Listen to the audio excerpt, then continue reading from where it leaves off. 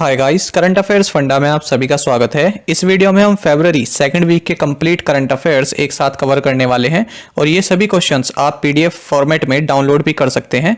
इस वीडियो के डिस्क्रिप्शन में डाउनलोड लिंक आपको मिल जाएगा। इसी के साथ नवंबर, दिसंबर एंड जनवरी के करंट अफेयर्स की पीडीएफ फाइल भी यहाँ से आप डाउनलोड कर सकते हैं। तो मैं हूँ आपके साथ अभिषेक शर्मा। चलिए फिर करते हैं शुरुआत इस वीडियो सेशन की। निम्नलिखित में से किसे फोर्ब्स इंडिया 30 अंडर 30 2021 सूची में शामिल किया गया है? चार ऑप्शंस आपके सामने हैं और करेक्ट आंसर होगा ऑप्शन डी, पौलोमी पावनी शुक्ला। इससे पहले हम इस बारे में बात करें, देखिए ऑप्शन ए ज्योति कुमारी, ये हाल ही में चर्चा में रही हैं क्योंकि इन्हें बिहार में एंटी ड्रग एब्यूज प्रोग्राम का ब्रांड एम्बेसडर बनाया गया है। दूसरे नंबर पर है भावना कांत, ये भी हाल ही में न्यूज में रही हैं क्योंकि ये first Indian women fighter pilot बन गई हैं जिन्होंने रिपब्लिक डे फ्लाई पास्ट में पार्टिसिपेट किया है। तीसरे नंबर पर है सृष्टि गोस्वामी, ये 20 साल की जो है ये उत्तराखंड की एक दिन के लिए हाल ही में सीएम बनाई गई थी। अब बात करते हैं हमारे क्वेश्चन की। तो जो पौलोमी पावनी शुक्ला हैं ये लखनऊ बेस्ड लॉयर हैं और इनको फोर्ब्स इंडिया 30 अंडर 30 2021 लिस्ट में शामिल किया गया है क्योंकि इन्होंने जो ऑर्फन चिल्ड्रन हैं, जो अनाथ बच्चे हैं, उनके लिए काफ़ी अच्छे कार्य किए हैं। केंद्रीय बजट 2021 में एक कर्मचारी द्वारा भविष्य निधि में प्रतिवर्ष कितने रुपए से अधिक के उसके योगदान के लिए अर्जित ब्याज पर आयकर लगाने का प्रस्ताव किया गया है? फ्रेंड्स, काफ़ी इंपॉर्टेंट क्वेश्चन है, ये आप ढंग से समझिएगा, मैं आपको अच्छे से बताऊंगा। इंग्लिश में भी एक बार इसको देख लेते हैं। Union budget 2021 has proposed to levy income tax on interest earned by an employee towards his और her contributions to the provident fund of over what amount per annum? तो इसका करेक्ट आंसर रहेगा ऑप्शन सी, 2.5 लाख रुपीस। देखिए इस question को देखिए, मान लीजिए ये कोई ए है, ये आपका एम्प्लॉयर है या फिर कोई कंपनी है और इसमें एम्प्लॉयर है ए, ये हो आप यानी बी एम्प्लॉय जो आप इसमें काम करते हो। अब जो ये एम्प्लॉयर है ये आपकी सैलरी का कुछ पोर्शन हर महीने डिडक्ट करता है और कुछ पोर्शन अपनी ओर से भी कंट्रीब्यूट करता है। तो अब जो ये दोनों कंट्रीब्यूशन हुए, एक आपकी और एक जो आपका एम्प्लॉयर है, तो ये आप दोनों जो कंट्रीब्यूट कर रहे हैं ये जाता है प्रोविडेंट फंड में। आ गई बात समझ में? अब जब आप रिटायर होंगे तो ये अमाउंट आपको दे दी जाएगी, या फिर अगर आप कंपनी चेंज करते हैं तो ये अकाउंट जो है ट्रांसफरेबल भी रहता है। तो अब क्वेश्चन में क्या कह रहे हैं कि अगर आप 2.5 लाख से ज़्यादा एक फाइनेंशियल ईयर में 2.5 लाख से ज़्यादा इस अकाउंट में कंट्रीब्यूट कर रहे हैं तो उस पर आपको कुछ ब्याज ही मिल रहा है। तो अब तक वो ब्याज जो है टैक्स के अंदर नहीं आता था, लेकिन अब उस पर टैक्स भी लगाया जाएगा। आ गई? अब आई होप आप क्लियर हो गए होंगे। तो अब तक इस पर टैक्स नहीं लगाया जाता था क्योंकि सेक्शन 10(11) जो कि प्रोविडेंट फंड एक्ट 1925 की एक सेक्शन है, तो इसके तहत इसको टैक्स से छूट दी जाती है, लेकिन अब इस पर टैक्स लगाया जाएगा। पीएम नरेंद्र मोदी ने आसाम के किस स्थान पर असोम माला कार्यक्रम शुरू किया है? चार ऑप्शंस आपके सामने हैं और करेक्ट आंसर होगा ऑप्शन डी, डेकिया जूली। डेकिया जूली जो है ये सोनितपुर डिस्ट्रिक्ट में है और जो ये असोम माला प्रोग्राम है ये state highways and major district road से रिलेटेड है, इनके डेवलपमेंट से रिलेटेड है। आसाम हाल ही में इसलिए भी खबरों में रहा है क्योंकि यहाँ के सीएम सर्बानंद सोनोवाल ने आसाम राज्य का पहला हेलीपोर्ट माजुली डिस्ट्रिक्ट में इनॉग्रेट किया है। साथ ही फाइनेंस मिनिस्टर निर्मला सीतारमन ने हाल ही में आसाम के गुवाहाटी में चाह बगीचा धन पुरस्कार मेला का 3rd फेज इनॉग्रेट किया है, इनिशिएट किया है। किस राज्य के रतलाम जिले ने 52,190 लोगों को नशे के खिलाफ लड़ाई की ऑनलाइन शपथ दिलाकर विश्व रिकॉर्ड बनाया है? तो ये विश्व रिकॉर्ड बनाया है मध्य प्रदेश ने और इस रिकॉर्ड को रजिस्टर किया गया है Vajra world record book, universal records, Kalam's world records, Bravo International Book of World Records ने। मध्य प्रदेश हाल ही में इसलिए भी न्यूज़ में रहा क्योंकि यहाँ का जो बांधवगढ़ टाइगर रिजर्व है ये पहला टाइगर रिजर्व बन गया है जहाँ पर कि hot air balloon safari launch की गई। साथ ही मध्य प्रदेश पहला स्टेट बन गया है जो कि फार्मर्स को पावर सब्सिडी डीबीटी के थ्रू देगा, यानी डायरेक्ट बेनिफिट ट्रांसफर के थ्रू देगा।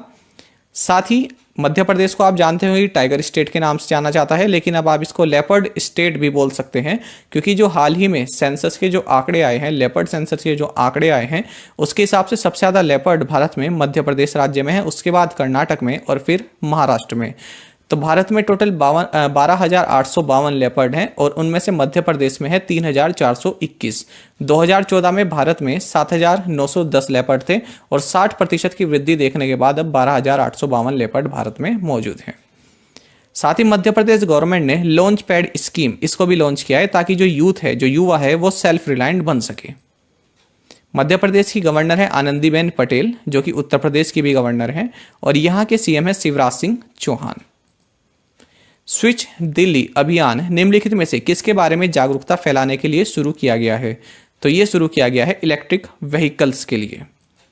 देखिए, दिल्ली गवर्नमेंट का लक्ष्य है कि 2024 तक जो भी नए वाहन खरीदे जाएं उनमें 25% इलेक्ट्रिक व्हीकल्स हों, इलेक्ट्रिक व्हीकल्स उसमें शामिल रहें। और यहाँ के जो लेफ्टिनेंट गवर्नर हैं ये हैं अनिल बैजल, और यहाँ के सीएम है अरविंद केजरीवाल, और डिप्टी सीएम है मनीष सिसोदिया। साथ ही दिल्ली गवर्नमेंट ने इलेक्ट्रिक व्हीकल्स को रोड टैक्स से भी एग्जेम्प्ट किया हुआ है, छूट दी हुई है। किस राज्य ने खुद को भिखारी मुक्त बनाने के लिए एक अभियान चलाया है और भिखारियों को कौशल प्रशिक्षण प्रदान करने के लिए कौशल वर्धन केंद्र खोले हैं? तो ये खोले गए हैं राजस्थान में। तो जो भी यहाँ पर बैगर हैं, ये जो प्रोग्राम है बैगर फ्री कैंपेन, इसको जयपुर से स्टार्ट किया गया है। तो जो भी बैगर्स हैं उनको रिहेबिलिटेट किया जा रहा है, और इसमें कई एजेंसीज भी काम कर रही हैं, कुछ गवर्नमेंट की और कुछ दूसरी एजेंसी भी इसमें काम कर रही हैं। कौशल वर्धन केंद्र क्या है? इसमें 20 लोगों का एक बैच बनाया जा रहा है, उनको स्किल ट्रेनिंग दी जा रही है।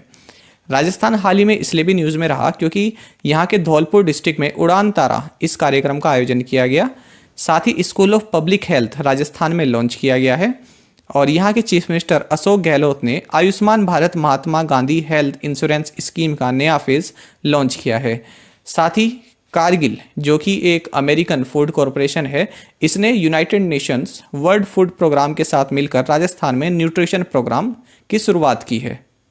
और राजस्थान की अगर बात करें तो यहाँ के सीएम, जैसा कि मैंने आपको बताया, अशोक गहलोत हैं, और यहाँ के गवर्नर हैं कलराज मिश्र। हाल ही में किस राज्य के जोशीमठ में एक ग्लेशियर टूट गया जिससे हिमालय की ऊपरी भाग में बड़े पैमाने पर तबाही हुई है? ऑप्शंस आपके सामने हैं, और करेक्ट आंसर होगा ऑप्शन सी, उत्तराखंड। स्पेसिफिकली बात करें तो उत्तराखंड के चमोली डिस्ट्रिक्ट के जोशीमठ में ये ग्लेशियर ब्रोक ऑफ हुआ है, और जिसकी वजह से धौली गंगा रिवर है यहाँ पर, उसमें काफ़ी फ्लड आई है, और कई लोग भी यहाँ पर अपनी जान गंवा दी है। और यहाँ पर एक तपोवन विष्णुगढ़ पावर प्लांट भी है, 520 मेगावाट का रन ऑफ रिवर प्रोजेक्ट है, जो कि अंडर कंस्ट्रक्शन है। तो ये भी लगभग पूरी तरह से डिस्ट्रॉय हो गया है, इसमें भी काफ़ी क्षति आई है। साथ ही फ्रेंड्स, आप ये भी याद रखिए कि यहाँ पर जो टिहरी डैम है यहाँ पर उत्तराखंड में, और एक कोटेश्वर डैम भी है, ये दोनों ही THDC इंडिया लिमिटेड द्वारा रन किए जाते हैं, और ये NTPC की सब्सिडरी फर्म है। निम्नलिखित में से कौन एक सूडो यानी आभासी उपग्रह विकसित कर रहा है जो 3 महीने तक मानव रहित उड़ान भर सकता है? ऑप्शंस आपके सामने हैं, और करेक्ट आंसर होगा ऑप्शन ए, HAL यानी हिंदुस्तान एरोनॉटिक्स लिमिटेड। तो हिंदुस्तान एरोनॉटिक्स लिमिटेड एक सूडो सैटेलाइट को लॉन्च कर रहा है, और स्टार्टअप कंपनीज भी इसमें शामिल हैं, कई स्टार्टअप कंपनीज इसमें शामिल हैं, और ये 17,000 फीट की हाइट तक जा सकती है, सैटेलाइट फ्लाई कर सकती है। और साथ ही इसमें कई तरह के कंपोनेंट भी लगे होंगे, और इसमें जैसे हंटर, एल्फा, इस तरह के कंपोनेंट इसमें लगे होंगे। और जो टेक्नोलॉजी इसमें यूज़ की जा रही है उसका नाम है combined air teeming system, cats. HAL की अगर बात करें तो इसका हेडक्वार्टर्स कर्नाटका के बेंगलुरु में है, और चेयरमैन एंड MD हैं इसके R माधवन। HAL इसलिए भी न्यूज़ में रहा है क्योंकि इंडियन नेवी ने हाल ही में HAL द्वारा डेवलप किए गए 3MK-3 advance light helicopters Indian navy ने रिसीव किए हैं।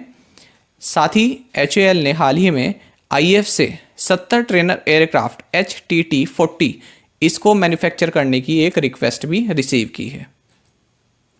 ट्विटर इंडिया के सार्वजनिक नीति प्रमुख का नाम बताइए जिन्होंने हाल ही में इस्तीफा दिया है। तो ट्विटर इंडिया की पब्लिक पॉलिसी हेड ये रही हैं महिमा कौल, और ये साउथ एशिया पब्लिक पॉलिसी की हेड भी रही हैं, और इन्होंने हाल ही में रिजाइन कर दिया है। कौन सा भुगतान प्लेटफॉर्म 1 अप्रैल से भारत में अपने घरेलू भुगतान व्यवसाय को बंद कर देगा? तो ऑप्शंस आपके सामने हैं, और करेक्ट आंसर होगा ऑप्शन बी, पेपल। तो 1 अप्रैल से ये अपना जो भी डोमेस्टिक पेमेंट्स बिजनेस है इंडिया में, इसको शट डाउन कर देगा। महिला जननांग विकृति के खिलाफ शून्य सहनशीलता दिवस यानी international day of zero tolerance for female genital mutilation ये कब मनाया जाता है? तो ये 6 फरवरी को मनाया जाता है, और इस बार इसका थीम रहा है no time for global inaction, unite, fund and act to end FGM-C। India's external commercial borrowing features, trends, policy and issues. इस पुस्तक के लेखक कौन है? तो इस पुस्तक के लेखक हैं आशुतोष रारावीकर। काफ़ी इंपॉर्टेंट बुक है अगर आप बैंक के एग्जाम की तैयारी कर रहे हैं। किस मंत्रालय ने गोवर्धन योजना पर एक एकीकृत पोर्टल लॉन्च किया है, यानी यूनिफाइड पोर्टल लॉन्च किया है? तो ये पोर्टल लॉन्च किया है मिनिस्ट्री ऑफ जल शक्ति द्वारा। गोवर्धन इसका मतलब होता है galvanising organic bio agro resources धन। तो ये जो स्कीम है ये स्वच्छ भारत मिशन ग्रामीण फेज 2 इसके तहत इंप्लीमेंट की जा रही है। किसके द्वारा? Department of drinking water and sanitation, जो कि जल शक्ति मिनिस्ट्री के अंतर्गत कार्य करता है, और इसको 2018 में लॉन्च किया गया था। तो इस स्कीम का मकसद क्या है कि जो भी बायोडिग्रेडेबल वेस्ट है उसको कन्वर्ट करके कंप्रेस्ड बायोगैस में बदला जा सके, ताकि जो रूरल पीपल हैं जिनके पास कैटल वगैरह हैं तो उनकी जो है आमदनी बढ़ सके। जल शक्ति मिनिस्ट्री के हेड कौन है? गजेंद्र सिंह शेखावत। जनता दर्शन ऐप किस राज्य ने लॉन्च किया है? ऑप्शंस आपके सामने हैं और करेक्ट आंसर होगा ऑप्शन सी, उत्तर प्रदेश। तो यहाँ के डिप्टी सीएम केशव प्रसाद मौर्य ने जनता दर्शन ऐप को लॉन्च किया है, जिसके द्वारा घर बैठे लोगों की शिकायतें दूर हो सकेंगी। उत्तर प्रदेश से जुड़े अगर करंट अफेयर्स की बात करें, देखिए ये हम इस हफ्ते में कई बार ये बता चुके हैं, अब तक आपको उत्तर प्रदेश के करंट अफेयर्स सभी याद हो जाने चाहिए। तो जल्दी से देख लेते हैं। तो उत्तर प्रदेश गवर्नमेंट एक जो है ज्यूरिक फर्म के साथ मिलकर जेवर एयरपोर्ट डेवलप करेगी।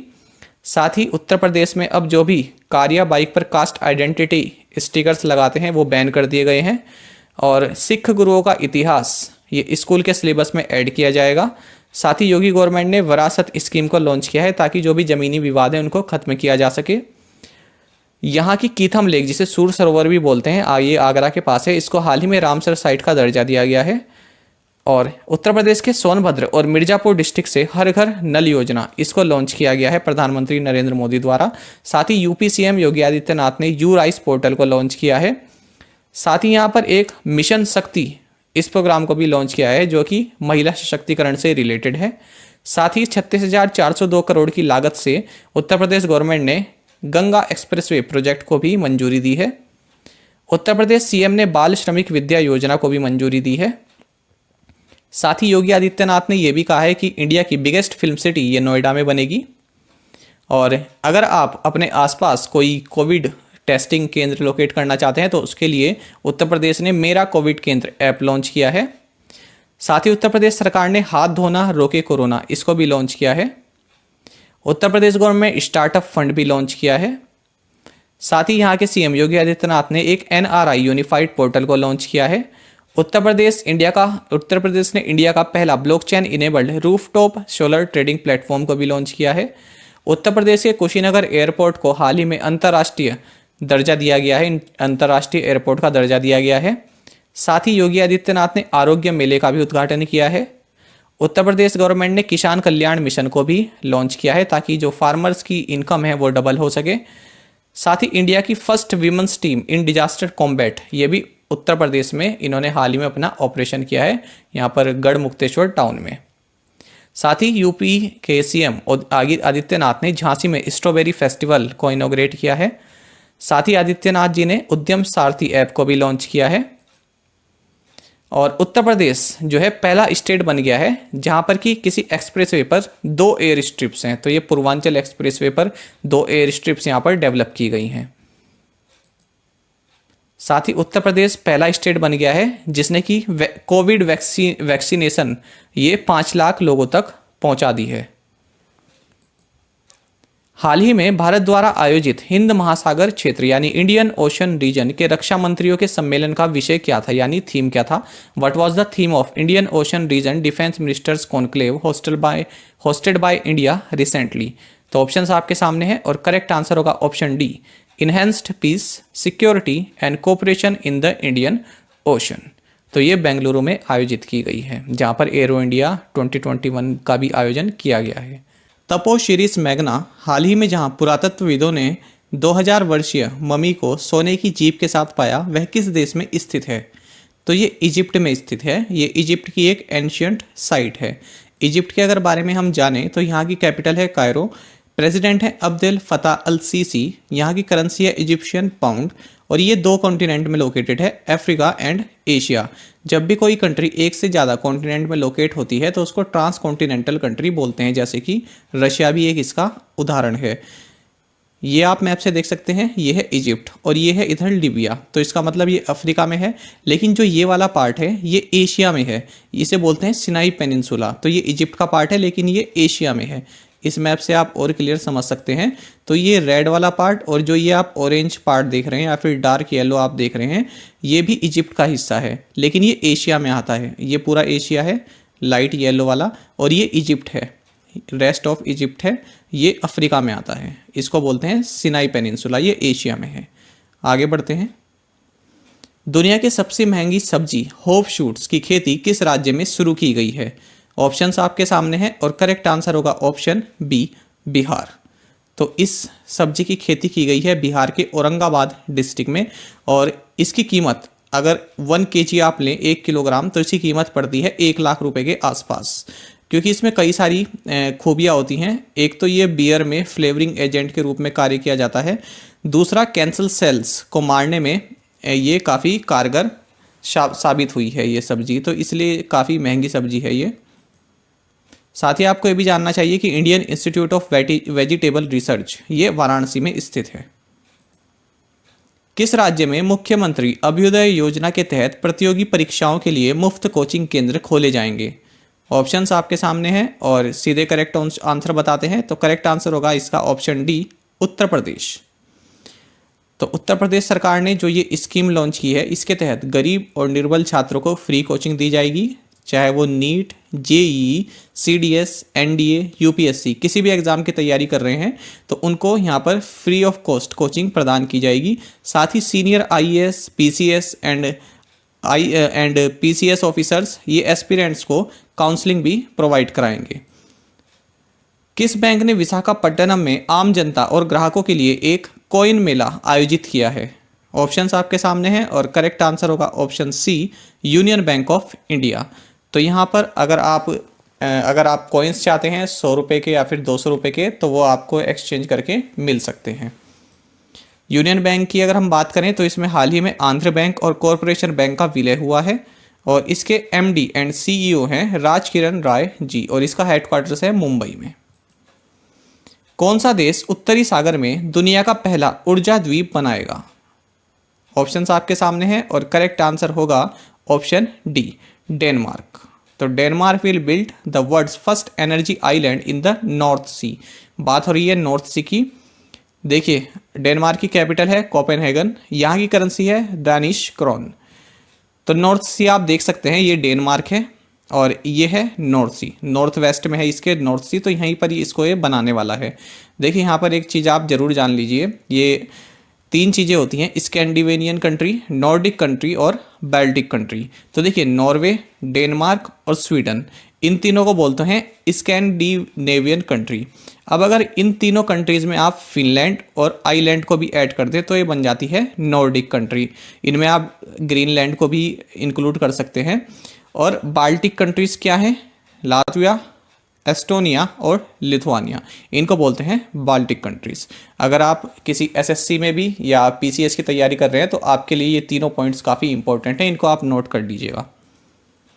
सरकार का लक्ष्य सकल घरेलू उत्पाद यानी जीडीपी में एमएसएमई क्षेत्र की हिस्सेदारी को कितने प्रतिशत तक बढ़ाना है? एमएसएमई का मतलब हुआ है micro, small and medium enterprises. तो फ्रेंड्स, यहाँ पर सरकार ने लक्ष्य रखा है कि जीडीपी में इनका जो हिस्सेदारी रही वो 40% तक बढ़ जाए, क्योंकि प्रेजेंट टाइम में केवल एमएसएमई सेक्टर जो है ये जीडीपी में 30% ही कंट्रीब्यूट करता है। अगर हम मिनिस्ट्री ऑफ एमएसएमई की बात करें तो इसको हेड करते हैं नितिन जयराम गडकरी, और यहाँ पर राज्य मंत्री हैं प्रताप चंद्र सारंगी। और हाल ही में गवर्नमेंट ने एमएसएमई की डेफिनेशन भी चेंज की है। तो देखिए, इसमें मैन्युफैक्चरिंग एंड सर्विसेज एंटरप्राइजेस, जिसमें कि इन्वेस्टमेंट अगर 1 करोड़ तक की है और टर्नओवर 5 करोड़ तक का है तो वो माइक्रो एंटरप्राइजेस के अंतर्गत आता है। और अगर इन्वेस्टमेंट 10 करोड़ तक की है और टर्नओवर 50 करोड़ तक का है तो वो स्मॉल एंटरप्राइजेस में आता है। और अगर इन्वेस्टमेंट 20 करोड़ तक का है और टर्नओवर 100 करोड़ तक का है तो वो मीडियम एंटरप्राइजेस में शामिल होता है। साथ ही आपको ये भी जानना चाहिए कि जो 2021 का बजट है इसमें MSME सेक्टर के 15,700 करोड़ रुपए प्रोवाइड कराए गए हैं। और यूनियन गवर्नमेंट में ये भी बताया गया है कि कॉपर स्क्रैप पर जो कस्टम ड्यूटी लगती है उसको 5% से घटाकर 2.5% कर दिया गया है। किस राज्य या केंद्र शासित प्रदेश ने मुख्यमंत्री विज्ञान प्रतिभा परीक्षा स्कॉलरशिप स्कीम को मंजूरी दी है? तो ये मंजूरी दी है दिल्ली सरकार ने। इस स्कीम के तहत जो यहाँ पर मेरिटोरियस स्टूडेंट्स होंगे तो उनको क्लास 9 के लिए स्कॉलरशिप प्रोवाइड कराई जाएगी। तो इसके लिए कि जो क्लास 8 में बच्चे जिन बच्चों के 60% आएंगे तो उनको इस एग्ज़ाम में बैठाया जाएगा, और जो उस एग्ज़ाम में पास हो जाएंगे तो उनको ये स्कॉलरशिप दी जाएगी क्लास 9 के लिए। इसको साइंस स्कॉलरशिप के रूप में जाना जाएगा। दिल्ली सरकार की अगर बात करें तो यहाँ के चीफ मिनिस्टर हैं अरविंद केजरीवाल और यहाँ के लेफ्टिनेंट गवर्नर हैं अनिल बैजल। हाल ही में दिल्ली सरकार ने स्विच दिल्ली कैंपेन को भी लॉन्च किया है, और ये इस कैंपेन का मकसद रहा है जो इलेक्ट्रिक व्हीकल पॉलिसी है उसको प्रमोट करना। साथ ही दिल्ली सरकार ने इलेक्ट्रिक व्हीकल्स पर जो रोड टैक्स लगता है उससे भी इनको छूट दे दी है। आकाशवाणी संगीत सम्मेलन का नाम भारत रत्न पंडित भीमसेन जोशी के नाम पर रखा गया है। किस वर्ष उन्हें भारत रत्न से सम्मानित किया गया था? ऑप्शंस आपके सामने हैं और करेक्ट आंसर होगा ऑप्शन ए। तो सन 2009 में इन्हें भारत रत्न से सम्मानित किया गया था। अगर हम भीमसेन जोशी जी की बात करें तो इनका जो जन्म है ये 1922 में हुआ था कर्नाटक के धारवाड़ डिस्ट्रिक्ट में, और ये हिंदुस्तानी क्लासिक म्यूजिक के किराना घराने से संबंधित हैं। ये घराना अक्सर पूछ लिया जाता है अगर आप किसी बड़े एग्ज़ाम की तैयारी कर रहे हैं तो याद रखना किराना घराना, tradition of Hindustani classic music. Bharat का पहला वज्रपात अनुसंधान केंद्र यानी थंडरस्टॉर्म रिसर्च टेस्ट बेड ये किस स्थान पर स्थापित किया जाएगा? तो ये स्थापित किया जाएगा उड़ीसा के बालासोर में। तो देखिए इसका मकसद यही रहेगा कि अगर जैसे थंडरस्टॉर्म जो आता है तो उसके बारे में अपडेट मिल सके और सही समय पर जो है राहत कार्य पूरा हो सके। साथ ही इसमें कई तरह के परीक्षण भी यहाँ पर करने वाले हैं, और इसमें Ministry of Earth Science, IMD, Defence Research and Development Organisation यानी DRDO और इसरो ये सभी इसमें शामिल रहने वाले हैं। IMD का मतलब है इंडियन मेट्रोलॉजिकल डिपार्टमेंट। साथ ही आपको ये भी जानना चाहिए कि जो IMD है इसके डायरेक्टर जनरल हैं डॉक्टर मृत्युंजय मोहापात्रा। इनको साइक्लोन मैन ऑफ इंडिया के नाम से भी जाना जाता है। साथ ही आपको ये भी जानना चाहिए कि उड़ीसा में जो ये बालासोर है या ये चांदीपुर बीच भी यहाँ पर है और ये इंटीग्रेटेड टेस्ट रेंज भी है। तो हाल ही में इंडिया ने quick reaction surface to air missile इसका भी परीक्षण बालासोर से किया है। इसको बोलते हैं QRSAM, quick reaction surface to air missile. संयुक्त राष्ट्र द्वारा किसे अपने जलवायु दूत के रूप में फिर से नियुक्त किया गया है, यानी क्लाइमेट एनवॉय के रूप में किसे नियुक्त किया गया है? तो ये नियुक्त किया गया है माइकल ब्लूमबर्ग को। तो 2018 में इन्हें सबसे पहली जिम्मेदारी दी गई थी, फिर से इनको नियुक्त किया गया है। यूनाइटेड नेशंस के सेक्रेटरी जनरल हैं एंटोनियो गुटेरेस, ये पुर्तगाल के हैं और पुर्तगाल के प्राइम मिनिस्टर भी रह चुके हैं। एक बार एग्जाम में पूछा गया था, 4 जनरल सेक्रेटरी दिए गए थे, उनमें एक ऑप्शन में इनका भी नाम था और ये पूछा गया था कि इनमें से कौन यूनाइटेड नेशन के सेक्रेटरी ऐसे कौन रहे हैं जो पहले किसी कंट्री के प्राइम मिनिस्टर भी रह चुके हैं। तो उसमें आंसर होना था एंटोनियो गुटेरेस, ये पुर्तगाल के प्राइम मिनिस्टर रह चुके हैं। तो काफ़ी इंपॉर्टेंट क्वेश्चन इस तरह से बन जाते हैं। जब बात हो रही है क्लाइमेट की तो आपको ये भी रिवाइज कर लेना चाहिए कि 2015 में जो COP21 यानी पेरिस एग्रीमेंट जो हुआ था 195 कंट्रीज़ ने जिसमें एग्रीमेंट किया था, तो उसमें ये कंडीशन पर साइन किया गया था कि सभी कंट्रीज़ जो अपना ग्रीन हाउस गैस एमिशंस हैं उसको कम करेंगे ताकि जो टेम्परेचर है वो 2 डिग्री सेल्सियस जो कि प्री इंडस्ट्रियल टाइम है उससे 2 डिग्री सेल्सियस ज़्यादा ना जाए। अब ये जो प्री इंडस्ट्रियल टाइम है इसका मतलब क्या होता है? देखिए कई अलग अलग तरह से इसको बताया गया है, लेकिन जो सबसे ज़्यादा माना हुआ जो आंकड़ा है वो ये है कि प्री इंडस्ट्रियल टाइम का मतलब होता है 1850 से 1900 तक का समय जो होता है। 1850 से 1900 तक का जो समय होता है उसको प्री इंडस्ट्रियल टाइम बोलते हैं। ऐसा कई जगह आपको बताया गया है। तो इस वक्त जो टेम्परेचर रहा है तो उससे 2 डिग्री सेल्सियस ज़्यादा ना जाए, इसमें यहाँ पर कंडीशन रखी गई थी। इतिहास में पहली बार 100वें टेस्ट मैच में दोहरा शतक बनाने वाले पहले खिलाड़ी कौन बने हैं? तो ये बने हैं इंग्लैंड के जो रूट। तो भारत और इंग्लैंड के बीच में जो टेस्ट मैच चेन्नई के M.A. चिदम्बरम स्टेडियम में खेला गया, इसमें इन्होंने 200 रन स्कोर किए हैं, डबल सेंचुरी बनाई है और ये अपना 100वां टेस्ट मैच खेल रहे थे। भारतीय बागवानी अनुसंधान संस्थान यानी Indian institute of horticulture research ने किस शहर में राष्ट्रीय बागवानी मेला NHF 2021 आयोजित किया? तो यह आयोजित किया है बेंगलुरु में। साथ ही आपको यह भी जानना चाहिए कि Indian institute of horticultural research, इसका हेडक्वार्टर्स भी बेंगलुरु में है। भारत की पहली चिकित्सा शिक्षा छात्र बीमा योजना किस राज्य में शुरू की जाएगी? तो ये की जाएगी मध्य प्रदेश में। मध्य प्रदेश के चीफ मिनिस्टर हैं शिवराज सिंह चौहान और यहाँ की गवर्नर है आनंदीबेन पटेल, जो कि उत्तर प्रदेश की भी गवर्नर हैं। तो इसमें जो है शासकीय चिकित्सा और दंत चिकित्सा और नर्सिंग महाविद्यालयों एवं शासकीय पैरामेडिकल संस्थानों में पढ़ रहे चिकित्सा शिक्षा छात्रों की पढ़ाई के दौरान इनको जो भी स्वास्थ्य बीमा है और दुर्घटना बीमा है, इसका कवच इनको प्रोवाइड कराया जाएगा। कैंसर जागरूकता के लिए किस शहर में एक सुपर कार रैली आयोजित की गई है? तो ये आयोजित की गई हैदराबाद में। चीन के उस मंगल मिशन का नाम बताइए जिसने लाल ग्रह यानी मार्स की एक काली और सफ़ेद छवि यानी इमेज को वापस पृथ्वी पर भेजा है। तो इस मिशन का नाम है तियानवेन-1। तो जो ये तियानवेन-1 है, इसको जुलाई 2020 में लॉन्च किया गया था चाइना के द्वारा। किससे लॉन्च किया गया था? लॉन्ग मार्च 5 कैरियर रॉकेट के थ्रू लॉन्च किया गया था वेनचैंग स्पेस लॉन्च सेंटर से।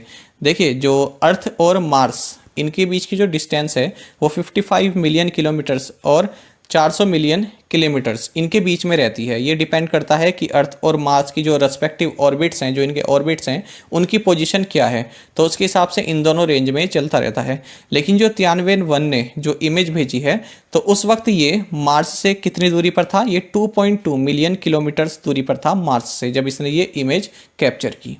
तमिलनाडु में श्री विल्लीपुथुर मेघामलाई टाइगर रिजर्व भारत का 51वां टाइगर रिजर्व बन गया है।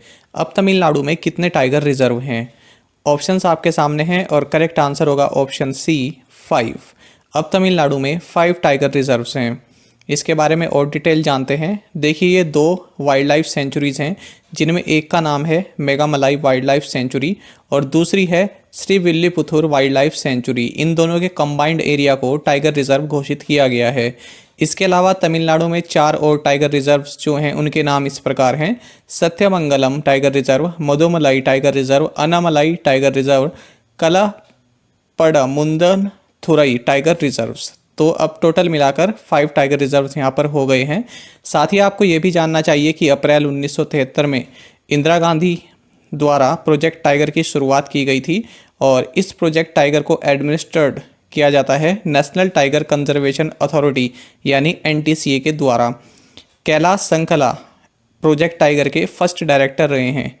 अगर आपसे पूछा जाए कि NTCA यानी नेशनल टाइगर कंजर्वेशन अथॉरिटी, इसके चेयरपर्सन कौन होते हैं, तो प्रधानमंत्री नरेंद्र मोदी इसका आंसर बिल्कुल नहीं होगा, क्योंकि इसके जो चेयरपर्सन होते हैं वे हैं प्रकाश जावड़ेकर, जो कि इन्वायरमेंट मिनिस्टर हैं, और वाइस चेयरपर्सन हैं इसके बाबुल सुप्रियो। इंग्लैंड ने भारत को चेन्नई टेस्ट में 227 रनों से हराकर 8 साल बाद भारतीय जमीन पर अपनी पहली टेस्ट जीत दर्ज की। कितने वर्षों के बाद घरेलू धरती पर टेस्ट मैच में यह भारत की पहली हार थी? तो ऑप्शंस आपके सामने हैं और करेक्ट आंसर होगा ऑप्शन सी। तो 4 वर्षों के बाद भारत अपने घरेलू धरती पर टेस्ट मैच हारा है। इसी के साथ इस टेस्ट मैच से जुड़े और अगर हम कुछ फैक्ट्स देखें तो R अश्विन ये पहले स्पिनर बन गए हैं जिन्होंने टेस्ट इनिंग की फर्स्ट बॉल पर ही 1 विकेट झटका हो, और ऐसा 100 ईयर्स बाद हुआ है। इन्होंने इंग्लैंड के ओपनर बल्लेबाज रोरी बर्न्स को आउट किया था। साथ ही इंग्लैंड के कैप्टन जो रूट पहले बैट्समैन बन गए हैं जिन्होंने अपने 100वें टेस्ट मैच में 200 रन स्कोर किए हैं। किस राज्य ने अपने यहाँ सभी प्रकार के लैंड होल्डिंग को चिन्हित करने के लिए एक अद्वितीय 16 अंकीय यूनिकोड जारी करने की प्रणाली शुरू की है? तो ये शुरू की है उत्तर प्रदेश सरकार द्वारा। इस प्रणाली में जो 16 डिजिट्स हैं उनको इस तरह से देखा जा सकता है कि फर्स्ट 6 डिजिट्स ये पॉपुलेशन ऑफ द लैंड पर बेस्ड होंगी। नेक्स्ट 4 डिजिट्स ये जो लैंड है उसकी यूनिक आइडेंटिटी को डिटरमाइन करेंगी। 11 से 14 तक की जो डिजिट्स हैं ये number of the division of the land को डिनोट करेंगी, और लास्ट की 2 डिजिट्स जो हैं ये लैंड के बारे में बताएंगी, क्या वो एग्रीकल्चरल है, रेसिडेंशियल है या फिर कमर्शियल लैंड है। इस प्रणाली का फ़ायदा ये रहेगा कि जो भी फेक रजिस्ट्रीज़ हैं डिस्प्यूटेड लैंड्स की, तो उनसे जो है निपटारा मिल सकेगा। साथ ही इसी तरह लैंड डिस्प्यूट्स को ख़त्म करने के लिए उत्तर प्रदेश सरकार ने हाल ही में वरासत ड्राइव इसको भी लॉन्च किया था। किस मेट्रो ने कोरोना वायरस लॉकडाउन के बाद 67% सवारी रिकवरी यानी राइडरशिप रिकवरी दर प्राप्त करने का एक नया रिकॉर्ड बनाया है? ऑप्शंस आपके सामने हैं और करेक्ट आंसर होगा ऑप्शन डी, लखनऊ मेट्रो। इस क्वेश्चन का मतलब समझते हैं। इससे पहले आप ये जान लीजिए कि ऑप्शन बी नम्मा मेट्रो, तो बेंगलुरु मेट्रो जो है उसको नम्मा मेट्रो के नाम से जाना जाता है। तो देखिए इस क्वेश्चन का मतलब ये हुआ कि लखनऊ मेट्रो लॉकडाउन के बाद जब से ऑपरेट हो रही है तब से इसकी राइडरशिप रिकवरी रेट 67% है, यानी 40,000 राइडरशिप पर डे यहाँ पर देखने को मिल रही है। और ये देश में जितने भी मेट्रो हैं उनमें फास्टेस्ट रिकवरी रेट है। साथ ही आपको ये भी जानना चाहिए कि लखनऊ मेट्रो हाल ही में इसलिए भी न्यूज़ में था क्योंकि ये पहली मेट्रो बन गई है जिसने ट्रेन कोचेस को सैनिटाइज करने के लिए यूवी रेस का इस्तेमाल किया है, अल्ट्रा वायलेट रेस को इस्तेमाल किया है। भारत की पहली भूतापीय क्षेत्र विकास परियोजना यानी जियोथर्मल फील्ड डेवलपमेंट प्रोजेक्ट किस स्थान पर स्थापित किया जाएगा? तो ये किया जाएगा लद्दाख के लेह डिस्ट्रिक्ट में। साथ ही आपको ये भी जानना चाहिए कि जो जियोथर्मल एनर्जी होती है ये रिन्यूएबल एनर्जी का ही एक प्रकार होती है, और जो रॉक्स एंड फ्लूइड्स जो अर्थ क्रस्ट में होते हैं उनके अंदर जो होते हैं उससे ये जनरेट की जाती है। एक तरह का वेल खोदा जाता है, कुआं आप कह सकते हैं, खोदा जाता है और नीचे स्टीम या फिर हॉट वाटर को लोकेट किया जाता है। जब उसकी प्राप्ति हो जाए तो उस हॉट वाटर से टरबाइन को ड्राइव किया जाता है, और जो ये टरबाइन होती है ये इलेक्ट्रिसिटी जनरेटर से कनेक्ट होती है, तो इसकी तरह एनर्जी जनरेट की जाती है।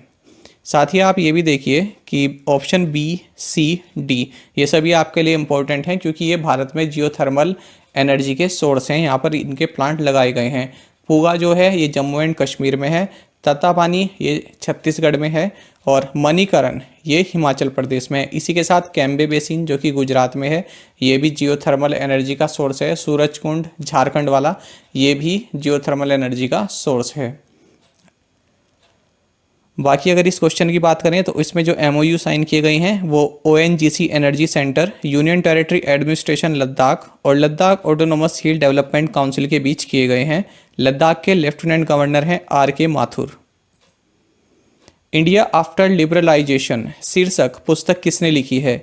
तो ये पुस्तक लिखी है बिमल जालान ने। प्रधानमंत्री नरेंद्र मोदी ने हाल ही में हल्दिया में गेल द्वारा निर्मित डोबी दुर्गापुर प्राकृतिक गैस पाइपलाइन का उद्घाटन किया। यह पाइपलाइन कितनी लंबी है? तो इस पाइपलाइन की टोटल लेंथ है 348 किलोमीटर।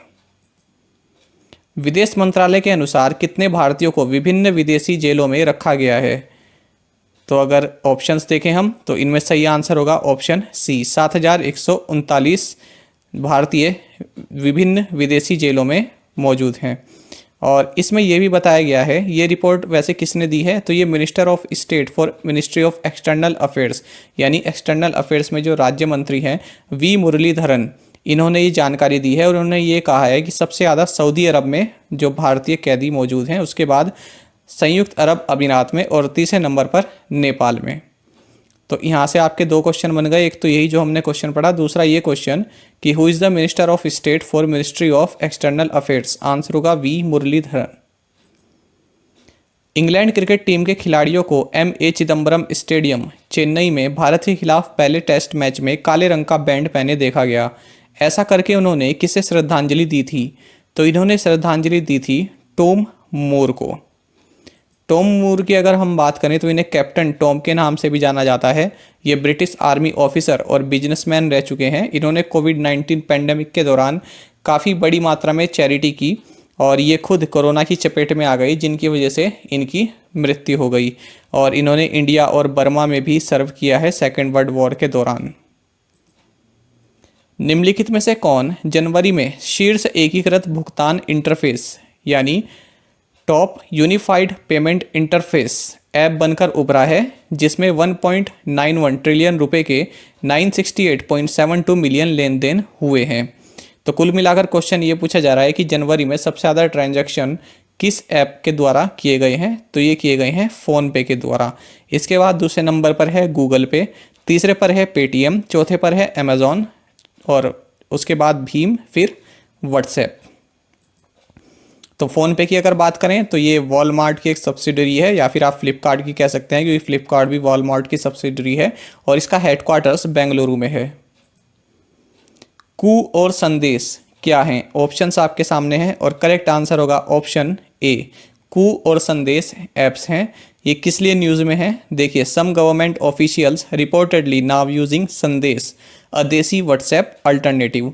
तो कुछ जो गवर्नमेंट ऑफिशियल्स हैं वो अब संदेश ऐप को यूज़ कर रहे हैं और इसको व्हाट्सएप के अल्टरनेटिव के रूप में माना जा रहा है। व्हाट्सएप की प्राइवेसी पॉलिसी के वजह से अब और ऐप्स जो हैं यूज़ में आ रही हैं। साथ ही अगर बात करें हम कू की, तो union minister Piyush Goyal tweets about home grown Twitter alternative Koo.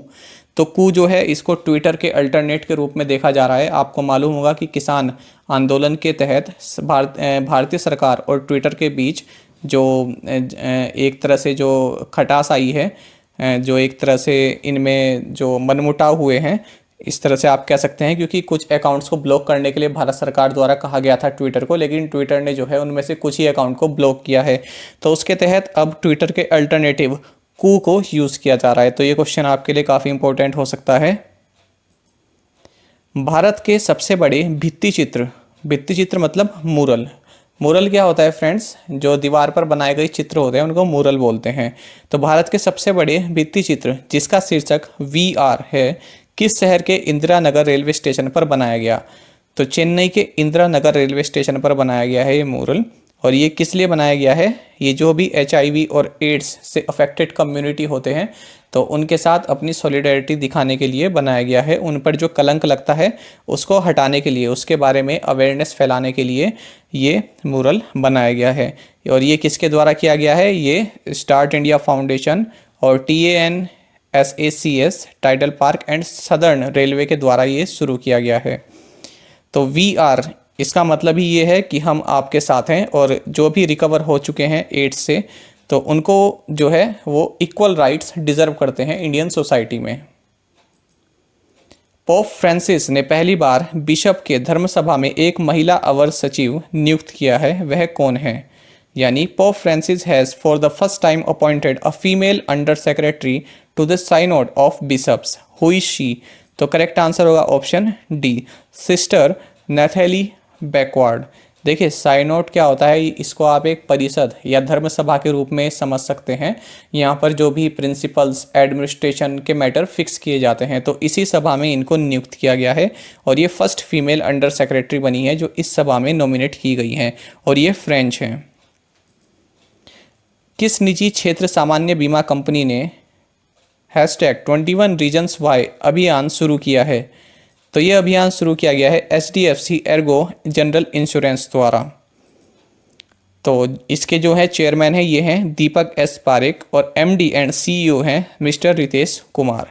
तो आपको मालूम होगा कोविड पैंडेमिक की वजह से काफ़ी लोगों को हेल्थ की प्रॉब्लम भी हुई है और कई तरह की प्रॉब्लम देखने को मिली है। तो इसी वजह से कोई अनफॉर्चुनेट सिचुएशन अगर आपके सामने आ जाए जो आपने उम्मीद ना की हो, तो उसी के बारे में जागरूक किया गया है कि आपको जो है अपने आप को सेफ रखना चाहिए और इंश्योरेंस आपको करा के रखना चाहिए। अडानी एयरपोर्ट्स होल्डिंग्स ने मुंबई अंतर्राष्ट्रीय हवाई अड्डे में कितने प्रतिशत हिस्सेदारी हासिल कर ली है? ऑप्शंस आपके सामने हैं और करेक्ट आंसर होगा ऑप्शन सी, 23.5% हिस्सेदारी अडानी एयरपोर्ट होल्डिंग्स ने अब मुंबई अंतर्राष्ट्रीय हवाई अड्डे में ले ली है। और ये किससे ली है? ये ACS से ग्लोबल एंड बिडवेस्ट से इन्होंने ली है। और साथ ही आपको ये भी जानना चाहिए कि अडानी ग्रुप को अब Lucknow airport, Jaipur airport, Guwahati airport, Ahmedabad airport, Thiruvananthapuram airport, Mangaluru airport, इन सभी को PPP मोड के तहत ऑपरेट करने की मंजूरी भी मिल गई है। ITC ने एक यंग डिजिटल इनोवेटर्स लैब की स्थापना की है। ITC के अध्यक्ष और MD कौन हैं? तो ये हैं संजीव पुरी और ITC का हेडक्वार्टर्स है कोलकाता इन वेस्ट बंगाल में। कौन से दो एरोस्पेस स्टार्टअप ने एक वाहन जिसे आप स्पेस टैक्सी कह सकते हैं, इसका उपयोग करके छोटे उपग्रहों को कई कक्षाओं में भेजने के लिए एक साझेदारी की है।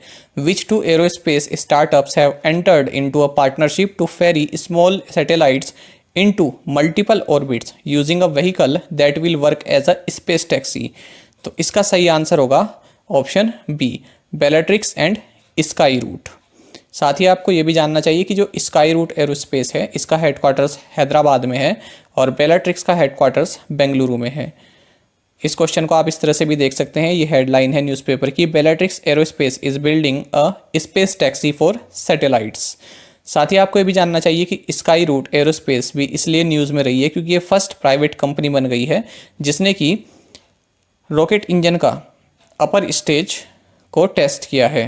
साथ ही स्काई रूट ने इंडिया के first private cryogenic rocket engine को ऑपरेट किया है, अनवील किया है, जो कि LNG द्वारा ऑपरेटेड है। साथ ही अग्निकुल ये भी एक एरोस्पेस स्टार्टअप है, इसने अलास्का एयरपोर्ट के साथ एग्रीमेंट किया है जिसके तहत जो अलास्का एयरपोर्ट है ये इसके जो रॉकेट है उसको लॉन्च करेगा।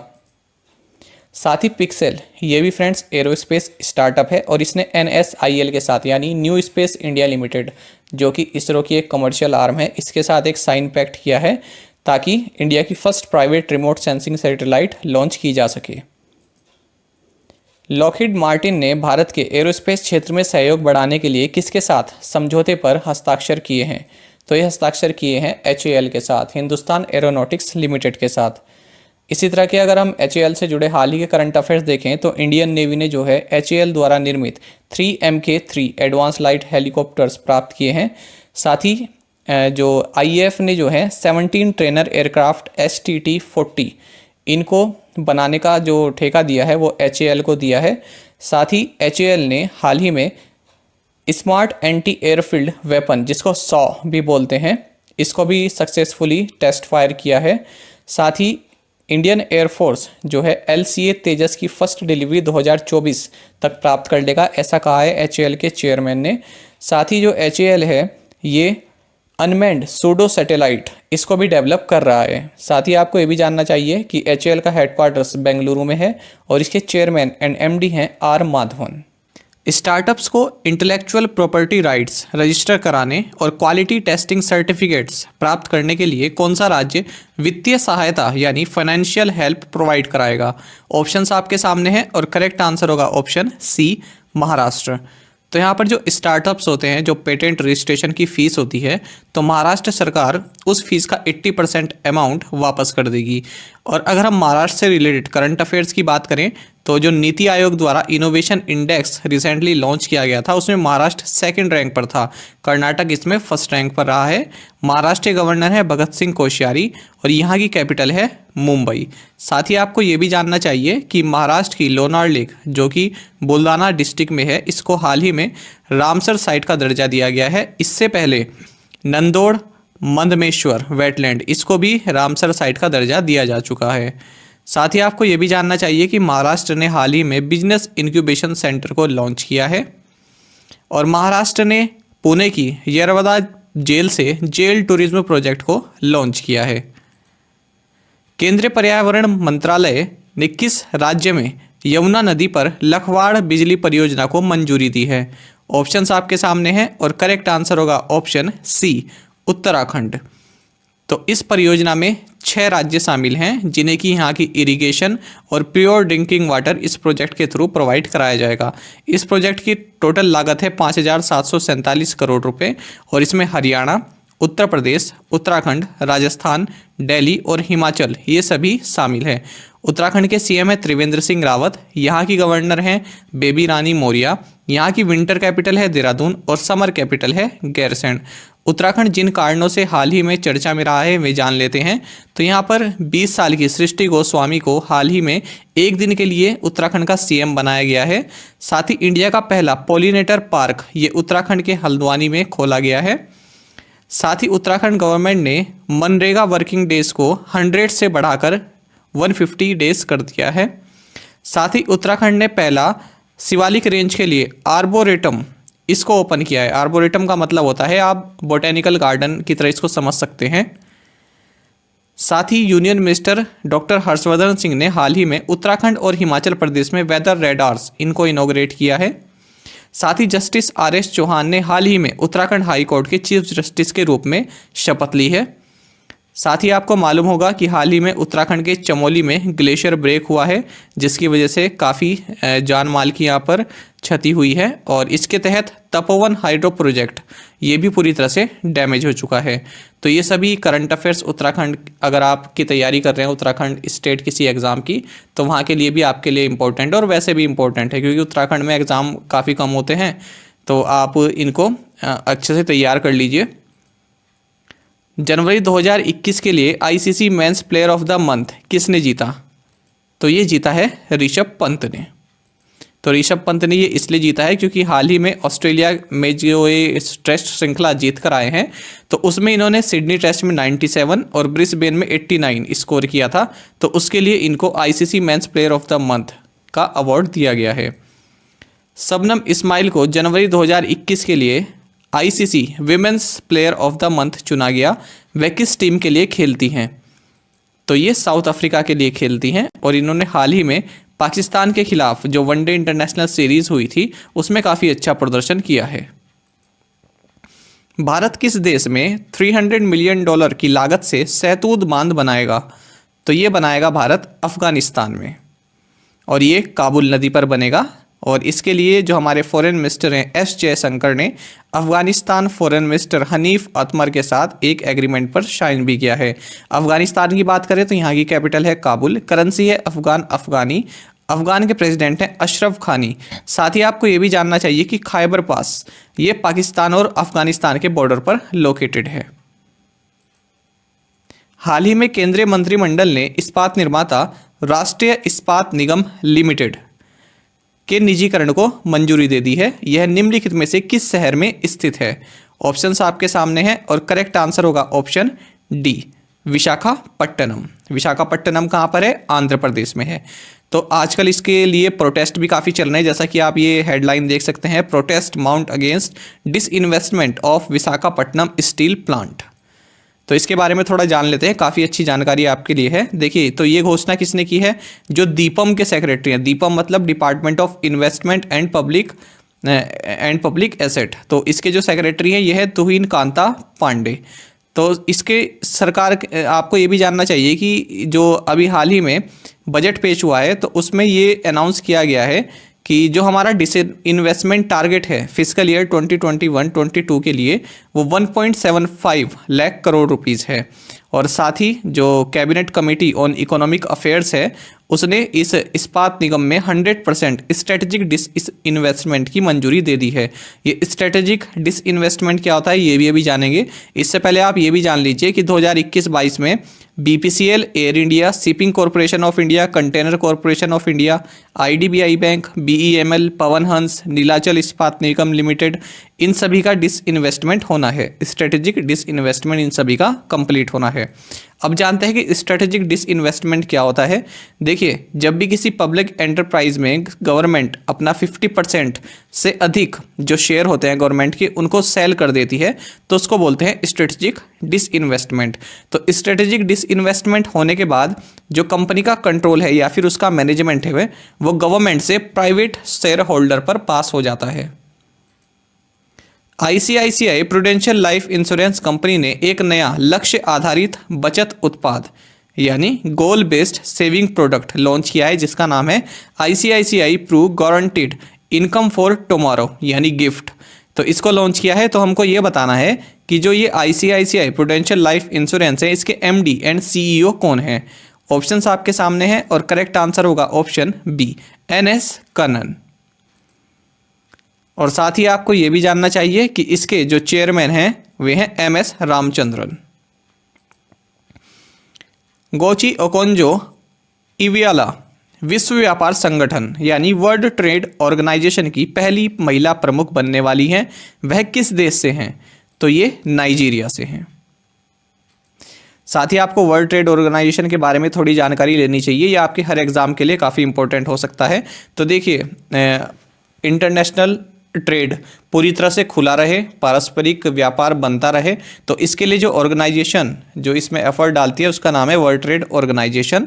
और मरक्केश एग्रीमेंट के तहत 1 जनवरी 1995 को इसका गठन किया गया था और इसने general agreement on tariffs and trade, जिसे गैट बोलते हैं, जो कि 1948 में बना था, इसको रिप्लेस किया था। इसका हेडक्वार्टर स्विट्जरलैंड के जेनेवा में है और टोटल 164 मेंबर स्टेट्स इसके मेंबर हैं। और साथ ही आपको ये भी जानना चाहिए कि नाइजीरिया की कैपिटल है आबूजा और यहाँ की करेंसी है नाइजीरियन नायरा। निम्नलिखित में से किसे एनजीओ अलर्ट द्वारा उनके अच्छे समैरिटन कार्य के लिए अलर्ट बीइंग अवार्ड 2020 प्रदान किया गया है? फ्रेंड, जो ये समैरिटन है इसका मतलब होता है जो हेल्पफुल लोग होते हैं, जो कि अच्छा कार्य करते हैं, जो नीडी पर्सन है उनकी हेल्प करते हैं, तो उनको बोलते हैं समैरिटन। तो ये अवार्ड किसको दिया गया है? तो ये दिया गया है AR रहमान को। तो केवल AR रहमान को ही नहीं दिया गया है, टोटल 14 लोग हैं, जिनमें कि सोशल एक्टिविस्ट साइदापेद हरिकृष्णन ये भी शामिल हैं। तो इन 14 लोगों को दिया गया है, इनमें AR रहमान जो कि जाने माने नाम है, इसलिए ये क्वेश्चन यहाँ पर आपके लिए फ्रेम किया गया है। 1857 द स्वॉर्ड ऑफ मस्तान नामक पुस्तक के लेखक कौन है? तो इसके लेखक हैं विनीत बाजपेयी। साथ ही इस बुक को पब्लिश कौन करेगा? Tree shade books. कौन सा अंतरिक्ष स्टार्टअप पूरी तरह से 3D प्रिंटेड रॉकेट इंजन का सफलतापूर्वक परीक्षण करने वाला दुनिया का पहला स्टार्टअप बन गया है? तो ये बना है अग्निकुल। अग्निकुल की बात करें तो ये चेन्नई बेस्ड स्टार्टअप है, IIT मद्रास का इसको एक स्पेस स्टार्टअप बोल सकते हैं। तो इसने जो ये रॉकेट इंजन बनाया है, इसमें केवल एक ही पीस ऑफ हार्डवेयर का यूज़ किया गया है और इसमें कोई भी पार्ट असेंबल नहीं किया गया है, ये इसकी क्वालिटी है। साथ ही आपको ये भी जानना चाहिए कि अग्निकुल हाल ही में किस वजह से चर्चा में रहा। तो इसने अलास्का एरोस्पेस के साथ भी एक एग्रीमेंट साइन किया है ताकि वो इसके रॉकेट को लॉन्च कर सके। साथ ही अग्निकुल कॉस्मोस ये फर्स्ट कंपनी बन गई है जिसने इसरो के साथ एग्रीमेंट किया है। किसके लिए? जो इन स्पेस एंटिटी है इसके लिए। इन स्पेस एंटिटी का मतलब है Indian National Space Promotion and Authorisation Centre. ये एक जो नोडल एजेंसी है अंडर डिपार्टमेंट ऑफ स्पेस, तो ये भी आपको जानना चाहिए। ऑस्कर विजेता अभिनेता क्रिस्टोफर प्लमर का हाल ही में निधन हो गया, वह किस देश से थे? तो ये कनाडा देश से थे। और साथ ही इनको जो है द साउंड ऑफ म्यूजिक, इसमें अपने कैप्टन वॉन ट्रैप रोल के लिए काफ़ी जाना जाता है और 2012 में इनको बिगनर्स के लिए ऑस्कर प्राइज मिला था। विश्व दलहन दिवस यानी वर्ल्ड पल्सेस डे किस दिन मनाया जाता है? तो ये मनाया जाता है 10 फरवरी को। साथ ही आपको ये भी जानना चाहिए कि यूनाइटेड नेशन जनरल असेंबली ने साल 2016 को इंटरनेशनल ईयर ऑफ पल्सेस के रूप में मनाया था और साल 2019 में इन्होंने ये डिसाइड किया कि अब से 10 फरवरी को वर्ल्ड पल्सेस डे मनाया जाएगा। और इस बार इसका थीम क्या रहा है? Love pulses. अब देखते हैं आज का अंतिम क्वेश्चन। राजीव कुमार जिनका हाल ही में निधन हुआ वो किस पेशे से जुड़े थे? तो ये एक्टर थे और ये राम तेरी गंगा मैली इस मूवी से काफ़ी चर्चा में आए थे, लेकिन इनकी जो डेब्यू मूवी थी वो एक जान है हम ये रही है और ये फिल्म मेकर राज कपूर के सन थे। अब देखते हैं प्रीवियस असाइनमेंट क्वेश्चंस के answer. Global tiger day is observed on which day? 29 July. Salar Jung museum is located in which city? Hyderabad in Telangana. On Republic Day, BSF unfurled the tallest flag along Indo-Pak border in Jammu. What is the height of flag? 131 feet. Who is the Director General of Indian Council of Agriculture Research ICRA? Trilochan Mohapatra. Devi Ahilyabai Holkar International Airport is located in which state? Indore in MP. अब देखते हैं आज के assignment questions. इससे पहले friends, अगर आपको हमारा करंट अफेयर्स अच्छा लगता है, हमारा कंटेंट अच्छा लगता है, तो इसी तरह जैसे कि आप डेली हमारी वीडियो को लाइक करते हैं, इसी तरह से लाइक करते रहें और अपना प्यार देते रहें। What is the full form of OTT? OTT platform आपने सुना होगा ना, जहाँ पर मूवीज़ और ये सीरीज़ रिलीज़ होती हैं, तो उसके आपको फुल फॉर्म बताना है। OTT का मतलब क्या है? How long is the 6 lane Purvanchal expressway project in UP? तो पूर्वांचल एक्सप्रेसवे जो बन रहा है यूपी में, उसकी आपको टोटल लेंथ बतानी है किलोमीटर्स में। Pawan Kumar Chandana is the CEO of which aerospace startup? Pobitora wildlife sanctuary is located in which state? The Gujarat government is setting up an Indian institute of skills in which district. तो friends पांचों ही question काफ़ी important है और पांचों के answer आपको comment box में बताने हैं। अगर आपको एक क्वेश्चन का आंसर आता है तो वो भी आप हमें कमेंट बॉक्स में जरूर बताया करें। देखिए अगर आप गूगल में सर्च करके भी इसके आंसर बताएंगे तो एक के साथ आपको कई सारी जानकारी उसमें मिल जाती है। तो इसीलिए आप कोशिश किया कीजिए कि ज़्यादा से ज़्यादा आप क्वेश्चंस का आंसर हमें कमेंट बॉक्स में ज़रूर बताएं। WHO के उन वैज्ञानिक का नाम बताइए जिन्होंने नोवेल कोरोना वायरस की उत्पत्ति की जांच के लिए वुहान, चीन की 2 सप्ताह की यात्रा का समापन करने वाली अंतर्राष्ट्रीय टीम का नेतृत्व किया है। ऑप्शंस आपके सामने हैं और करेक्ट आंसर होगा option B, Peter Ben Embarek. इससे पहले कि हम इस क्वेश्चन के बारे में जानें, देखिए फ्रेंड्स ये जो टर्म आप शुरू से सुनते आ रहे होंगे, नोवेल कोरोना वायरस, कई बार आपने सुना भी होगा कि नोवेल कोरोना वायरस से बचने के लिए इस तरह के कुछ आप अपनाइए, सुरक्षा अपनाइए। तो ये नोवेल का मतलब क्या है? देखिए नोवेल का मतलब होता है ऐसी कोई घटना या ऐसी कोई चीज़ जो पहले ना कभी सुनी गई हो ना ही पहले कभी देखी गई हो। तो जो ये कोविड-19 है ये इस तरह का कोरोना वायरस है जिसको ना पहले कभी सुना गया है ना कभी देखा गया है। अब बात करते हैं इस क्वेश्चन की। तो इन्होंने अपनी रिपोर्ट में ये कहा है कि कोविड-19 के चाइनीज़ लैब से उत्पन्न होने की संभावना न के बराबर है। ज़्यादा संभावना ये है कि ये वायरस एनिमल से ह्यूमन में ट्रांसफ़र हुआ है। आगे बढ़ते हैं। राष्ट्रपति रामनाथ कोविंद ने किस राज्य में पूर्व सेना प्रमुख जनरल कोंडडेरा सुबैया थिमैया को समर्पित एक संग्रहालय का उद्घाटन किया है? ऑप्शंस आपके सामने हैं और करेक्ट आंसर होगा ऑप्शन बी, कर्नाटका। तो कर्नाटक में इस म्यूजियम का उद्घाटन किया गया है। कर्नाटक के बारे में अगर जानकारी लें तो यहाँ के सीएम है BS येदियुरप्पा, गवर्नर है वाजुभाई वाला और कैपिटल है बेंगलुरु। कर्नाटक से जुड़े अगर करंट अफेयर्स की बात करें तो वर्ल्ड का लॉन्गेस्ट रेलवे प्लेटफॉर्म ये कर्नाटक के हुबली जंक्शन पर बिल्ड किया जाएगा। साथ ही भारत ने कर्नाटक के मांड्या डिस्ट्रिक्ट में एक लिथियम सोर्स भी पाया है। साथ ही कर्नाटक ने स्पार्स लेप्रोसी अवेयरनेस कैंपेन को भी लॉन्च किया। कर्नाटक के सीएम ने अवलोकना सॉफ्टवेयर को भी हाल ही में लॉन्च किया है। कर्नाटक सीएम ने first integrated air ambulance service को भी लॉन्च किया है। साथ ही कर्नाटक गवर्नमेंट ने आपदा मित्र हेल्पलाइन इसको भी लॉन्च किया है और कोरोना वॉच ऐप भी कर्नाटक द्वारा लॉन्च की गई थी। साथ ही कर्नाटक गवर्नमेंट ने स्किल कनेक्ट ऑनलाइन पोर्टल को लॉन्च किया है जॉब सीकर्स के लिए। साथ ही कर्नाटक गवर्नमेंट ने फार्मर्स के लिए फ्रूट्स पोर्टल लॉन्च किया है। ये सभी हमने अपने प्रीवियस सेशंस में कवर किए हुए हैं, ये आपके रिवीजन पर्पस के लिए यहाँ पर बताए गए हैं। आगे बढ़ते हैं। राज्य सरकार द्वारा आधिकारिक गजट अधिसूचना जारी करने के साथ ही कर्नाटक को अपना 31वां जिला मिल गया है। बल्लारी जिले से बने इस नए जिले का नाम बताइए। तो दोनों क्वेश्चंस क्योंकि कर्नाटक से रिलेटेड थे तो इसलिए मैंने इनको साथ में दे दिया ताकि आप इजीली इनको याद कर सकें। तो क्वेश्चन में पूछ रहे हैं कि कर्नाटक का 31वां जिला जो बना है इसका क्या नाम है, और साथ में ये भी बताया गया है प्रश्न में कि ये बल्लारी जिले से कार्व आउट होकर बना है। तो इस जिले का नाम है विजयनगर। इसके बारे में और जानकारी लेते हैं। तो इस जिले का नाम जो रखा गया है ये विजयनगर अंपायर के नाम पर रखा गया है। और आपको पता होगा कि जो विजयनगर है ये हैदराबाद कर्नाटक रीजन में लोकेटेड है और यहाँ पर हम्पी और विरूपक्ष टेम्पल जो कि यूनेस्को वर्ल्ड हेरिटेज साइट्स हैं ये लोकेटेड हैं। साथ ही जो ये डिस्ट्रिक्ट बनाया गया है इसका हेडक्वार्टर्स रहेगा हॉस्पेट में और यहाँ पर 6 तालुक्स आप बोल सकते हैं। तालुक्स का मतलब होता है कि जो डिस्ट्रिक्ट की सब डिवीज़न होती हैं, तो 6 यहाँ पर तालुक्स बनाई गई हैं। उपराष्ट्रपति एम वेंकैया नायडू ने हाल ही में केंद्रीय भवन अनुसंधान संस्थान यानी central building research institute CBRI जिसे बोलते हैं, इसके प्लेटिनम जुबली स्थापना दिवस समारोह का उद्घाटन किया। यह संस्थान किस शहर में स्थित है? तो ये संस्थान उत्तराखंड के रुड़की शहर में स्थित है और इसने हाल ही में अपनी 75वीं सालगिरह मनाई है। तो इसकी जो स्थापना हुई थी ये 1947 में की गई थी और ये CSIR का एक कॉन्स्टिट्यूएंट इंस्टीट्यूट है। साथ ही अगर हम CSIR की बात करें, council of scientific and industrial research की, तो इसके प्रेसिडेंट जो होते हैं वो भारत के प्रधानमंत्री होते हैं और जो भारत में साइंस एंड टेक्नोलॉजी मिनिस्टर होते हैं वो वाइस प्रेसिडेंट होते हैं। साथ ही अगर हम बात करें इसकी सेंट्रल बिल्डिंग रिसर्च इंस्टीट्यूट की, जिसमें कि हम जो कि क्वेश्चन पूछा गया था, इसके डायरेक्टर हैं डॉक्टर N गोपालकृष्णन। भारतीय स्टेट बैंक के आर्थिक अनुसंधान विभाग ने वित्तीय वर्ष 2021 के GDP अनुमानों को संशोधित कर -7.0% कर दिया है।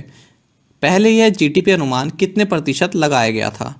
तो पहले ये अनुमान इन्होंने लगाया था -7.4% और अब इसको लगा दिया गया है -7%। किसके लिए? फिस्कल ईयर 21 के लिए।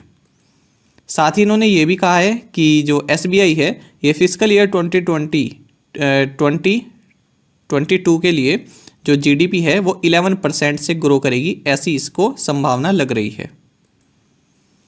मानसा वाराणसी को वीएलसीसी फेमिना मिस इंडिया 2020 का विजेता नामित किया गया है। वह किस राज्य से हैं? तो ये तेलंगाना राज्य से हैं और ये तेलंगाना राज्य से हैं और ये इंजीनियर हैं। साथ ही आपको ये भी जानना चाहिए कि हरियाणा की मानिका श्योकंत ये VLCC Femina miss grand India 2020 बनी है और उत्तर प्रदेश की मान्या सिंह ये वीएलसीसी फेमिना मिस इंडिया 2020 की रनर अप रही हैं। और जूरी पैनल में नेहा धूपिया, चित्रांगदा सिंह, पुलकित सम्राट ये सभी इसमें शामिल रहे। 2021 के ऑस्ट्रेलियाई क्रिकेट पुरस्कार में एलन बॉर्डर पदक किसने जीता? तो ऑप्शंस आपके सामने हैं और करेक्ट आंसर होगा ऑप्शन बी, स्टीव स्मिथ।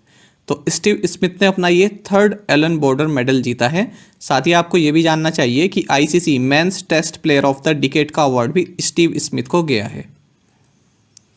2021 के ऑस्ट्रेलियाई क्रिकेट पुरस्कारों में अपना पहला बेलिंडा क्लार्क पुरस्कार किसने जीता? तो ये पुरस्कार जीता है बेथ मोनी ने। और साथ ही आपको ये बता दें कि ये 9th ऑस्ट्रेलियन वुमेन क्रिकेटर हैं जिन्होंने ये अवार्ड जीता है। साथ ही ये women's T20 player of the year award भी इन्होंने जीता है। किस अर्धसैनिक बल यानी पैरामिलिट्री फोर्स ने पहली बार अपनी 34 महिला कमांडो को अपनी माओवाद विरोधी कोबरा इकाई में शामिल किया है? ऑप्शंस आपके सामने हैं और करेक्ट आंसर होगा ऑप्शन सी, CRPF यानी सेंट्रल रिजर्व पुलिस फोर्स। और ये जो CRPF वुमेन पर्सनल जो इंडक्ट किए गए हैं ये कोबरा में इनको शामिल किया गया है। जो कोबरा फोर्स है, कोबरा की फुल फॉर्म होती है commando battalion for resolution action. तो ये जो है एंटी नक्सल ऑपरेशंस करने के लिए मानी जाती है और 2009 में इसकी स्थापना की गई थी। साथ ही आपको ये भी जानना चाहिए कि जो CRPF है इसके डायरेक्टर जनरल हैं डॉक्टर AP माहेश्वरी। विश्व यूनानी दिवस हर साल किस दिन मनाया जाता है? ऑप्शंस आपके सामने हैं और करेक्ट आंसर होगा ऑप्शन सी, विश्व यूनानी दिवस 11 फरवरी को मनाया जाता है। और ये 11 फरवरी को इस दिन मनाया जाता है क्योंकि भारत में एक काफ़ी महान यूनानी स्कॉलर रहे हैं और सोशल रिफॉर्मर जिनका नाम है हकीम अजमल खान, जो कि जामिया मिलिया इस्लामिया के भी फाउंडर रहे हैं। तो इनकी बर्थ एनिवर्सरी के दिन वर्ल्ड यूनानी डे मनाया जाता है। साथ ही मोस्ट इंपॉर्टेंट क्वेश्चन आपके लिए ये है या फैक्ट आप इसको कह सकते हैं कि नेशनल इंस्टीट्यूट ऑफ यूनानी मेडिसिन ये बेंगलोर में लोकेटेड है और मिनिस्ट्री ऑफ आयुष के अंतर्गत ये कार्य करता है। मिनिस्ट्री ऑफ आयुष के हेड हैं श्रीपद येशो नाइक, लेकिन इनका हाल ही में एक्सीडेंट हो गया था। तो अब ये मंत्रालय जो दिया हुआ है ये किरण रिजिजू को दिया गया है जो कि स्पोर्ट्स मिनिस्टर हैं। भारत का पहला CNG ट्रैक्टर किसने लॉन्च किया है? ऑप्शंस आपके सामने हैं, सीधे करेक्ट आंसर बताते हैं, नितिन गडकरी जी ने। तो जो डीजल ट्रैक्टर है इसको कन्वर्ट कर दिया गया है कंप्रेस्ड नेचुरल गैस यानी CNG में और किसके द्वारा किया गया है? राउमैट टेक्नो सॉल्यूशंस एंड टॉमसेट एचिल इंडिया के द्वारा। और इसमें जो है धर्मेंद्र प्रधान, नरेंद्र सिंह तोमर, पुरुषोत्तम रूपाला और VK सिंह ये सभी इस फंक्शन में मौजूद रहे थे। साथ ही आपको ये जानना चाहिए कि अगर CNG की हम बात करें तो इसमें कार्बन कंटेंट काफ़ी लोवेस्ट होता है अगर बाकी फ्यूल्स की तुलना की बात करें, और इसमें लेड कंटेंट 0 होता है। इसे यूज करने से व्हीकल की मेंटेनेंस भी कम करानी पड़ती है और इंजन की लाइफ भी बढ़ती है। रक्षा मंत्रालय ने निम्नलिखित में से किसके साथ एक सॉफ्टवेयर परिभाषित रेडियो टेक्निकल शिप बॉर्न प्रणाली खरीदने के लिए अनुबंध किया है? तो ये अनुबंध किया है BEL के साथ। तो BEL के साथ ये किया गया है। BEL का मतलब है भारत इलेक्ट्रॉनिक्स लिमिटेड और कितनी कीमत का रहा है? 1000 करोड़ रुपए का।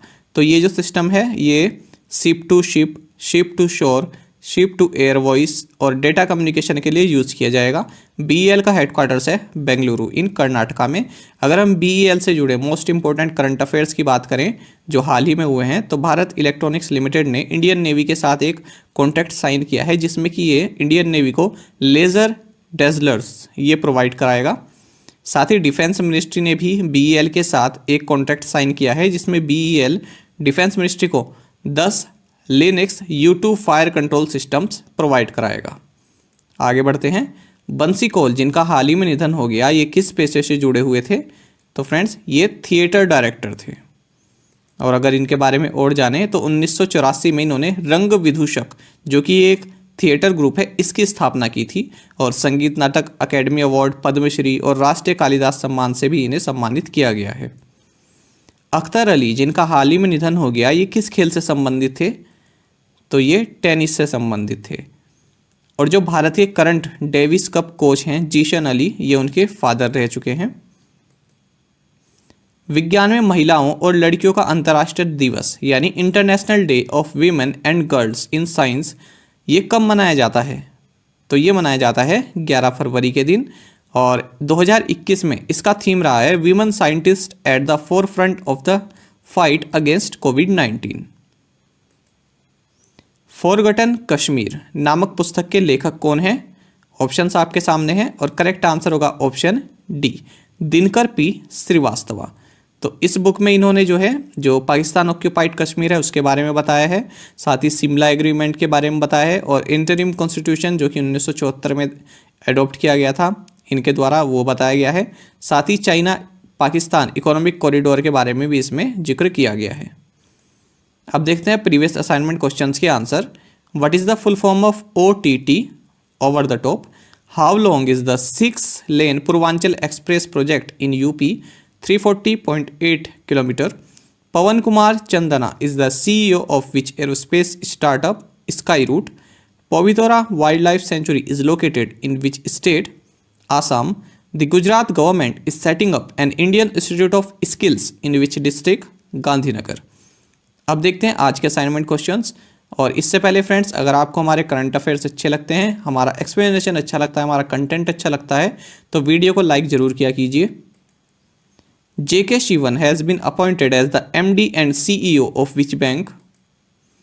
Kaushambi district of which state has been declared corona free? Which state or union territory has become the first in the country to become COVID-19 free? India is home to what % of tigers in the world? और last question है, where is the headquarters of the World Wide Fund for Nature located? तो इन पांचों questions के answer आपको हमें comment box में बताने हैं। अगर आपको एक क्वेश्चन का आंसर भी आता है तो वो भी आप फ्रीली हमें कमेंट बॉक्स में ज़रूर बताएं, ये भी आपके लिए एक काफ़ी बड़ी अचीवमेंट रहती है। और साथ में आप सभी टेलीग्राम को हम करंट अफेयर्स फंडा को टेलीग्राम पर भी ज्वाइन कर सकते हैं। यहाँ पर रेगुलर वीडियो अपडेट्स और करंट क्विजेस हम आप सभी के लिए डालते हैं। साथ ही डिस्कशन ग्रुप में आप किसी भी क्वेश्चन का सॉल्यूशन पा सकते हैं। दोस्तों, यहाँ पर करंट अफेयर्स की प्लेलिस्ट दी गई है, इसको जरूर देखें और अपने दोस्तों के साथ व्हाट्सएप एंड टेलीग्राम पर शेयर करें, लाइक करें और कमेंट करके जरूर बताया करें कि ये वीडियो आपको कैसी लगी। Thank you guys. निम्नलिखित में से कौन प्राकृतिक आपदाओं से ग्रस्त पहाड़ी राज्यों में स्थित अपनी परियोजनाओं में प्रारंभिक चेतावनी प्रणाली यानी अर्ली वार्निंग सिस्टम्स स्थापित करेगा? ऑप्शंस आपके सामने हैं और करेक्ट आंसर होगा ऑप्शन ए, NTPC। और ये जानकारी दी है union power minister RK Singh ji ने। आपको जैसा कि मालूम है कि उत्तराखंड में जो ग्लेशियर टूटने के कारण आपदा आई है, उसके कारण ऋषिगंगा पर बना NTPC का तपोवन विष्णुकर हाइडल प्रोजेक्ट ये पूरी तरह से डैमेज हो गया है। तो इसी को देखते हुए NTPC ने फैसला लिया है कि अब हम अर्ली वार्निंग सिस्टम स्थापित करेंगे। NTPC की बात करें तो इसके चेयरमैन एंड MD हैं गुरदीप सिंह जी। आगे बढ़ते हैं। किस डिजिटल भुगतान मंच ने यानी डिजिटल पेमेंट्स प्लेटफॉर्म ने unified payments interface multi bank model पर एक्सिस बैंक के साथ भागीदारी की है? तो ये की है फ़ोनपे ने। तो इस पार्टनरशिप के तहत फ़ोनपे यूजर्स को ये ऑप्शन देगा कि वो एक्सिस बैंक के साथ मल्टीपल UPI IDs क्रिएट कर सकते हैं। फ़ोनपे की अगर बात करें तो इसके CEO हैं समीर निगम और इसका हेडक्वार्टर्स है बेंगलुरु में। साथ ही आपको ये भी जानना चाहिए कि जनवरी में जो UPI ऐप्स के थ्रू जो ट्रांजैक्शन हुए हैं उसमें सबसे नंबर 1 पर फ़ोनपे रहा है, उसके बाद गूगल पे और तीसरे नंबर पर पेटीएम। तो फ़ोनपे पर जो है 968.72 मिलियन ट्रांजैक्शन हुए हैं जनवरी के महीने में। संजीव टंडन को टोगो गणराज्य में भारत के अगले राजदूत के रूप में नियुक्त किया गया है। टोगो की राजधानी क्या है? ऑप्शंस आपके सामने हैं और करेक्ट आंसर होगा ऑप्शन ए, लोमे।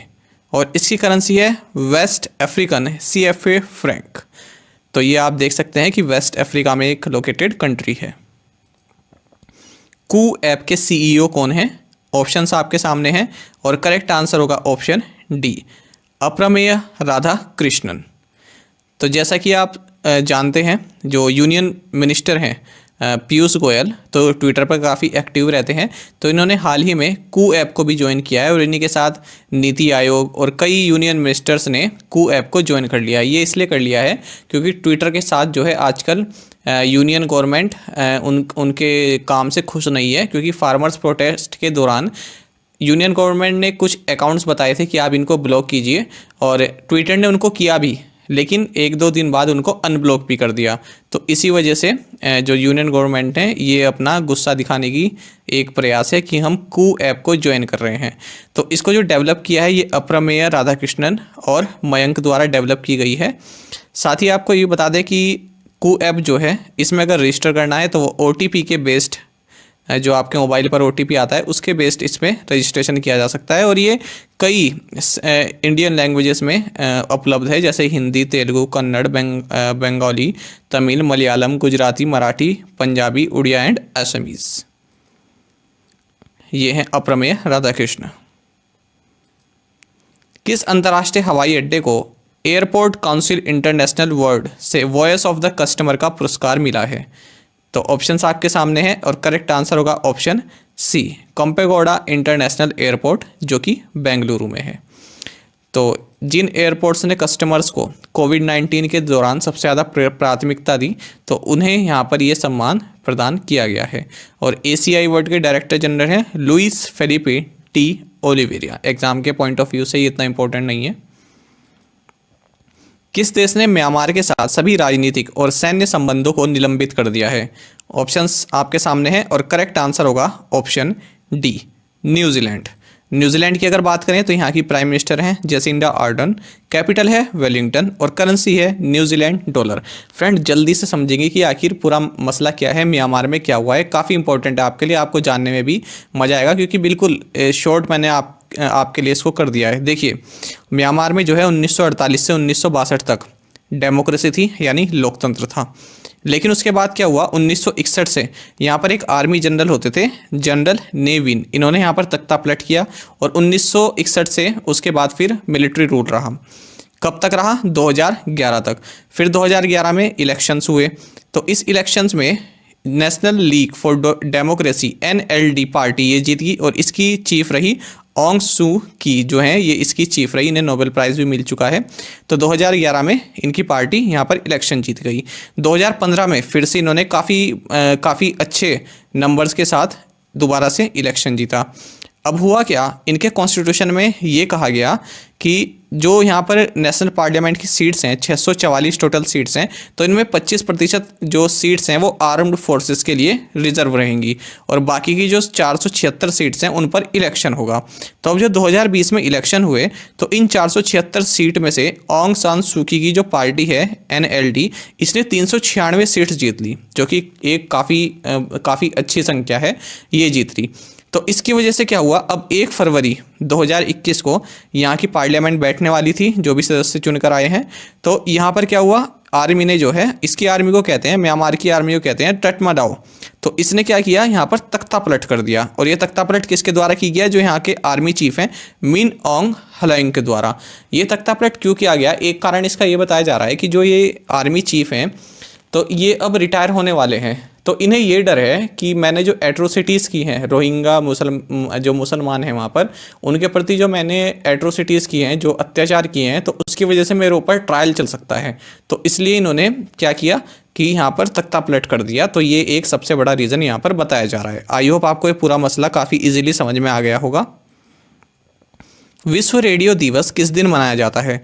ऑप्शंस आपके सामने हैं और करेक्ट आंसर होगा ऑप्शन डी, 13 फरवरी को मनाया जाता है। और इस बार इसका थीम रहा है 2021 में न्यू वर्ड न्यू रेडियो। और इस बार इसके 3 सब थीम्स भी बताए गए हैं, इवोल्यूशन, इनोवेशन एंड कनेक्शन। विश्व सतत विकास शिखर सम्मेलन किस संगठन द्वारा संचालित किया जाता है? ऑप्शंस आपके सामने हैं और करेक्ट आंसर है option C, the Energy and Resources Institute यानी टेरी। तो ये जो है 10 फरवरी से 12 फरवरी के बीच आयोजित किया गया। इसका थीम काफ़ी इंपॉर्टेंट रहेगा आपके एग्जाम पॉइंट ऑफ व्यू से, redefining our common future, safe and secure environment for all. TERI का हेडक्वार्टर्स है न्यू दिल्ली में। ग्रैंड स्लैम के मुख्य ड्रॉ में जगह पक्की करने वाली केवल 5वीं भारतीय महिला टेनिस खिलाड़ी कौन बनी है? ऑप्शंस आपके सामने हैं और करेक्ट आंसर होगा ऑप्शन सी, अंकिता रैना। अंकिता रैना जो है ये गुजरात से हैं और ये ऑस्ट्रेलियन ओपन में हाल ही में जो यहाँ पे मेन ड्रॉ है इसमें ये इन्होंने अपनी जगह पक्की की है। तो ये काफ़ी बड़ी अचीवमेंट है। और इनसे पहले कौन कौन कर चुके हैं भारत की तरफ से? निरुपमा और निरुपा मनकड़, निरुपमा वैद्यनाथन, सानिया मिर्जा और शिखा ओबेरॉय। साथ ही ये सानिया मिर्जा के बाद दूसरी इंडियन बन गई हैं जिन्होंने कि किसी टेनिस मेजर टूर्नामेंट जैसे कि ऑस्ट्रेलियन ओपन है इसके विमेंस डबल में जगह बनाई है। साथ ही जब टेनिस की बात हो रही है आपको ये भी जानना चाहिए कि 4 तरह के ग्रैंड स्लैम होते हैं टेनिस में, ऑस्ट्रेलियन ओपन और फिर आपका आता है फ्रेंच ओपन, फिर आता है आपका विंबलडन और फिर आता है यूएस ओपन। 2020 में विंबलडन कैंसिल हो गया था, ये आपको याद रखना चाहिए, पूछा जा सकता है। और अब अगर हम इनके बारे में बात करें तो ऑस्ट्रेलियन ओपन और यूएस ओपन ये दोनों हार्ड कोर्ट पर खेले जाते हैं। फ्रेंच ओपन क्ले पर खेले जाता है यानी मिट्टी पर, इसको रोलैंड गैरोस भी बोलते हैं। और विंबलडन ये ग्रास पर खेला जाता है। दुनिया का सबसे छोटा सरीसृप यानी रेप्टाइल जिसका नाम ब्रुकेशिया नाना है, ये गिरगिट की एक उप प्रजाति है और इसे हाल ही में मेडागास्कर में पाया गया है। ये सबसे छोटा रेप्टाइल बताया जा रहा है। तो हमको बताना है कि मेडागास्कर की राजधानी क्या है। तो मेडागास्कर की राजधानी है एंटानैनेरिवो। तो फ्रेंड्स जो ये कमीलियन है इसको फ्रेंड्स कमीलियन बोलते हैं, कैमिलियन जो गिरगिट होता है। तो ये जो है जो जर्मनी और मेडागास्कर के साइंटिस्ट हैं इनके द्वारा इसकी डिस्कवरी की गई है और एक ये साइंटिफिक रिपोर्ट्स जो जर्नल है इसमें इस बात का जिक्र किया गया है। तो इसकी जो लेंथ है ये 22 mm की है। और अगर हम मेडागास्कर की करेंसी की बात करें तो करेंसी है एरियोरी। केरल फीड रेगुलर ये फ्रेंड्स किस एनिमल की फार्मिंग को प्रोत्साहित करने का एक प्रयास है? तो ये गॉट फार्मिंग को प्रोत्साहित करने का एक प्रयास है। Kerala feeds regular is an attempt to encourage goat farming. तो इसके तहत जो गॉट फीड होता है जो उनको खाना दिया जाता है, ठीक है, तो उसका ये एक प्रोडक्ट है केरला फीड्स रेगुलर। केरला की बात हो रही है तो यहाँ के सीएम है पिनराई विजयन, गवर्नर है आरिफ मोहम्मद खान और कैपिटल है तिरुवनंतपुरम। कौन सा देश 2030 तक दुनिया का सबसे बड़ा पवन ऊर्जा संयंत्र यानी विंड पावर प्लांट का निर्माण करेगा? तो ये करेगा फ्रेंड्स साउथ कोरिया। और टोटल कॉस्ट कितनी रहेगी? 43 बिलियन US$। और अगर हम साउथ अफ्रीका से जुड़े काफ़ी इंपॉर्टेंट पॉइंट की बात करें, अगर आप बड़े एग्जाम की तैयारी कर रहे हैं तो आपको ये मालूम होना चाहिए कि यहाँ के जो प्रेसिडेंट हैं ये मून जाई इन है और इन्होंने एक इनिशिएटिव लिया है ग्रीन न्यू डील। तो ये जो है साउथ कोरिया से रिलेटेड है, ग्रीन न्यू डील। और इसमें साउथ कोरिया का मतलब है कि का जो मकसद है ये है कि 2050 तक ये कार्बन न्यूट्रल बन जाएगा। यहाँ की कैपिटल है सियोल और करेंसी है साउथ कोरियन वॉन। भारतीय सेना ने किस स्थान पर सबसे ऊंचे आइकॉनिक नेशनल फ्लैग की आधारशिला रखी? ऑप्शंस आपके सामने हैं और करेक्ट आंसर होगा option C, Jammu and Kashmir के गुलमर्ग में। तो ये जो है इसका जो पोल है ये 100 फीट हाई पोल रहा है और इस पर झंडा फहराया गया है। साथ ही आपको ये भी जानना चाहिए कि इंडो पाक बॉर्डर जो कि जम्मू वाले इंडो पाक बॉर्डर में BSF ने 131 फीट हाई फ्लैग को भी हाल ही में अनफर्ड किया था, उसको फहराया था। किस राज्य ने पर्यटन, डेयरी और कौशल प्रशिक्षण के क्षेत्र में स्विट्जरलैंड के साथ एक समझौते पर हस्ताक्षर किए हैं? ऑप्शंस आपके सामने हैं और करेक्ट आंसर होगा ऑप्शन बी, हरियाणा ने। हरियाणा की बात करें तो यहाँ की कैपिटल है चंडीगढ़, सीएम है मनोहर लाल खट्टर और गवर्नर है सत्यदेव नारायण आर्य। साथ ही आपको ये भी जानना चाहिए कि जो नेशनल फेडरेशन कप है तो इसमें जो अंडर 20 रेस वॉकिंग है इसमें हरियाणा के अमित खत्री ने एक नेशनल रिकॉर्ड दर्ज किया है। तो याद रखना अमित खत्री हरियाणा से हैं। आर मसाकुई को कैमन द्वीप समूह में भारत के अगले राजदूत के रूप में नियुक्त किया गया है। आपको बताना है कि कैमन आइलैंड की राजधानी क्या है? तो इसकी राजधानी है जॉर्ज टाउन और यहाँ की करेंसी है डॉलर। तो ये जो है आप देख सकते हैं कैरिबियन आइलैंड में लोकेटेड है, कैरिबियन सी में।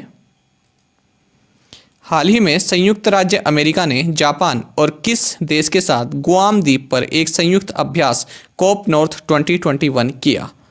तो फ्रेंड्स अमेरिका, जापान और ऑस्ट्रेलिया ने ये सैन्य अभ्यास किया है। साथ ही आपको ये भी जानना चाहिए कि जो गुआम है ये यूनाइटेड स्टेट्स की एक टेरिटरी है और इन्होंने ये एक्सरसाइज एंडरसन एयरफोर्स बेस पर की है। तो इन्होंने ये इसलिए की है क्योंकि रशिया और चाइना का खतरा देखते हुए अमेरिका जो है अपनी तैयारी पूरी करना चाहता है, इसी वजह से ये एक्सरसाइज की गई है।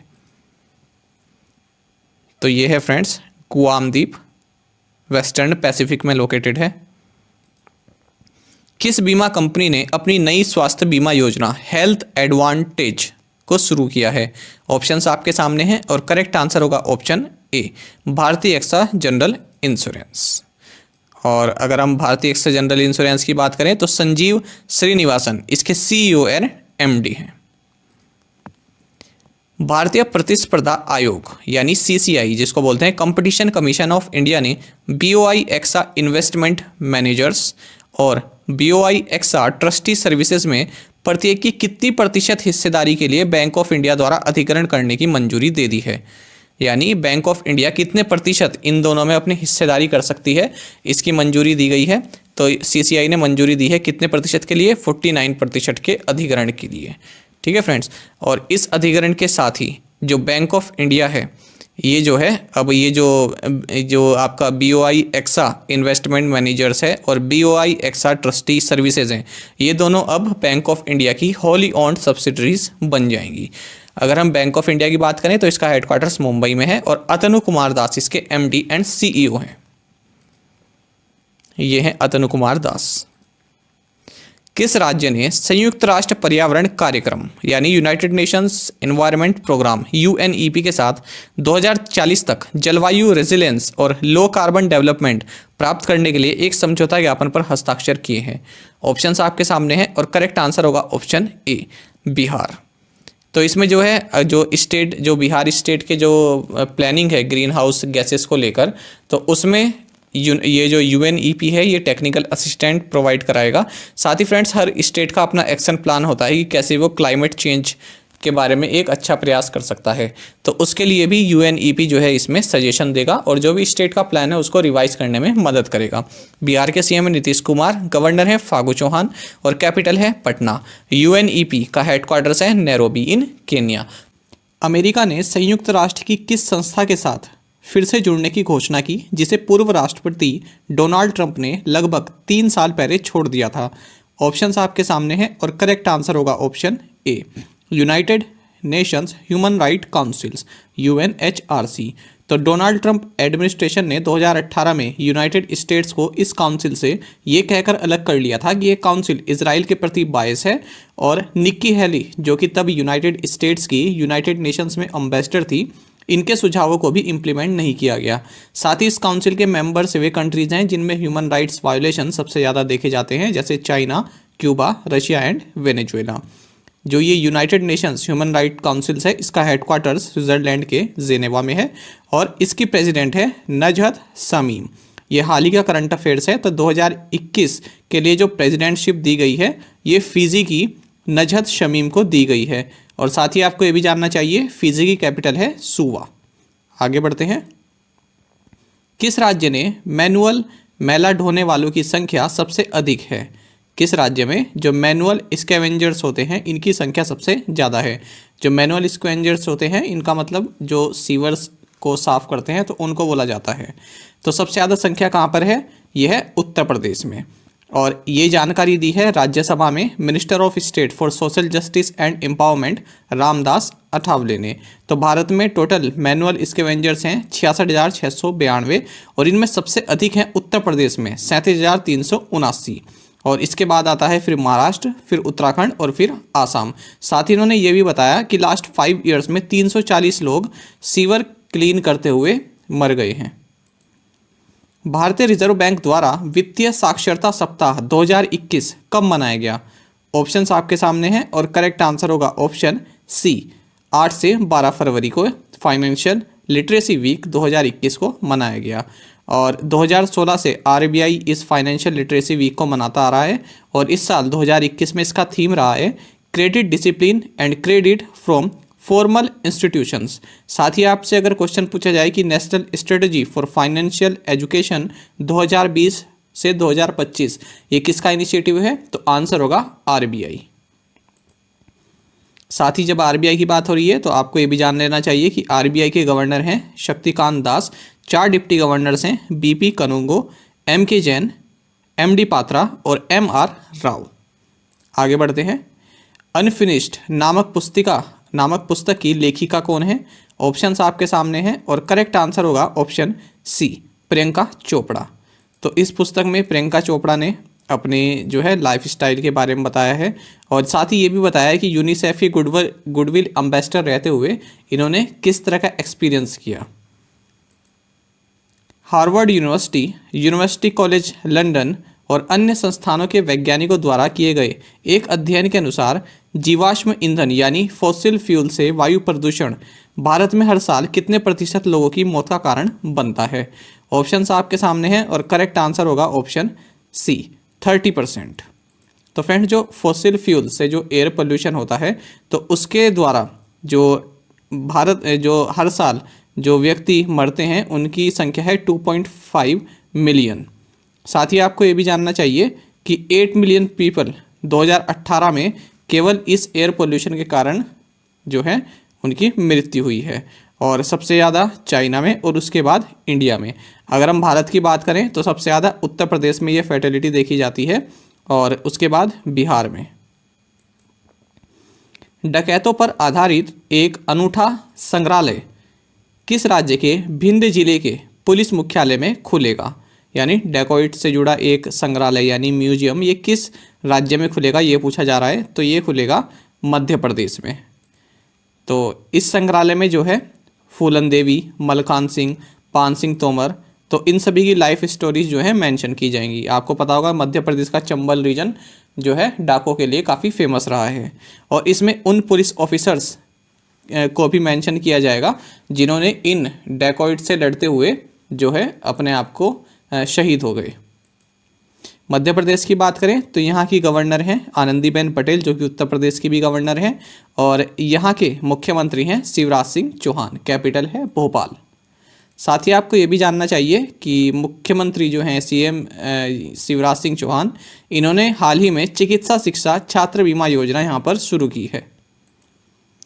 निम्नलिखित में से कौन केवल 26 दिनों में कोविड-19 के खिलाफ 70 लाख से अधिक टीकाकरण करने वाला दुनिया का सबसे तेज देश बन गया है? तो ये बन गया है अपना भारत। और भारत ने जो है 26 दिन में 70 लाख वैक्सीनेशन कंप्लीट की है, जबकि यूनाइटेड स्टेट्स ने इसके लिए 27 दिन लिए और यूनाइटेड किंगडम ने 48 दिन लिए हैं। यूनियन हेल्थ मिनिस्टर हैं डॉक्टर हर्षवर्धन।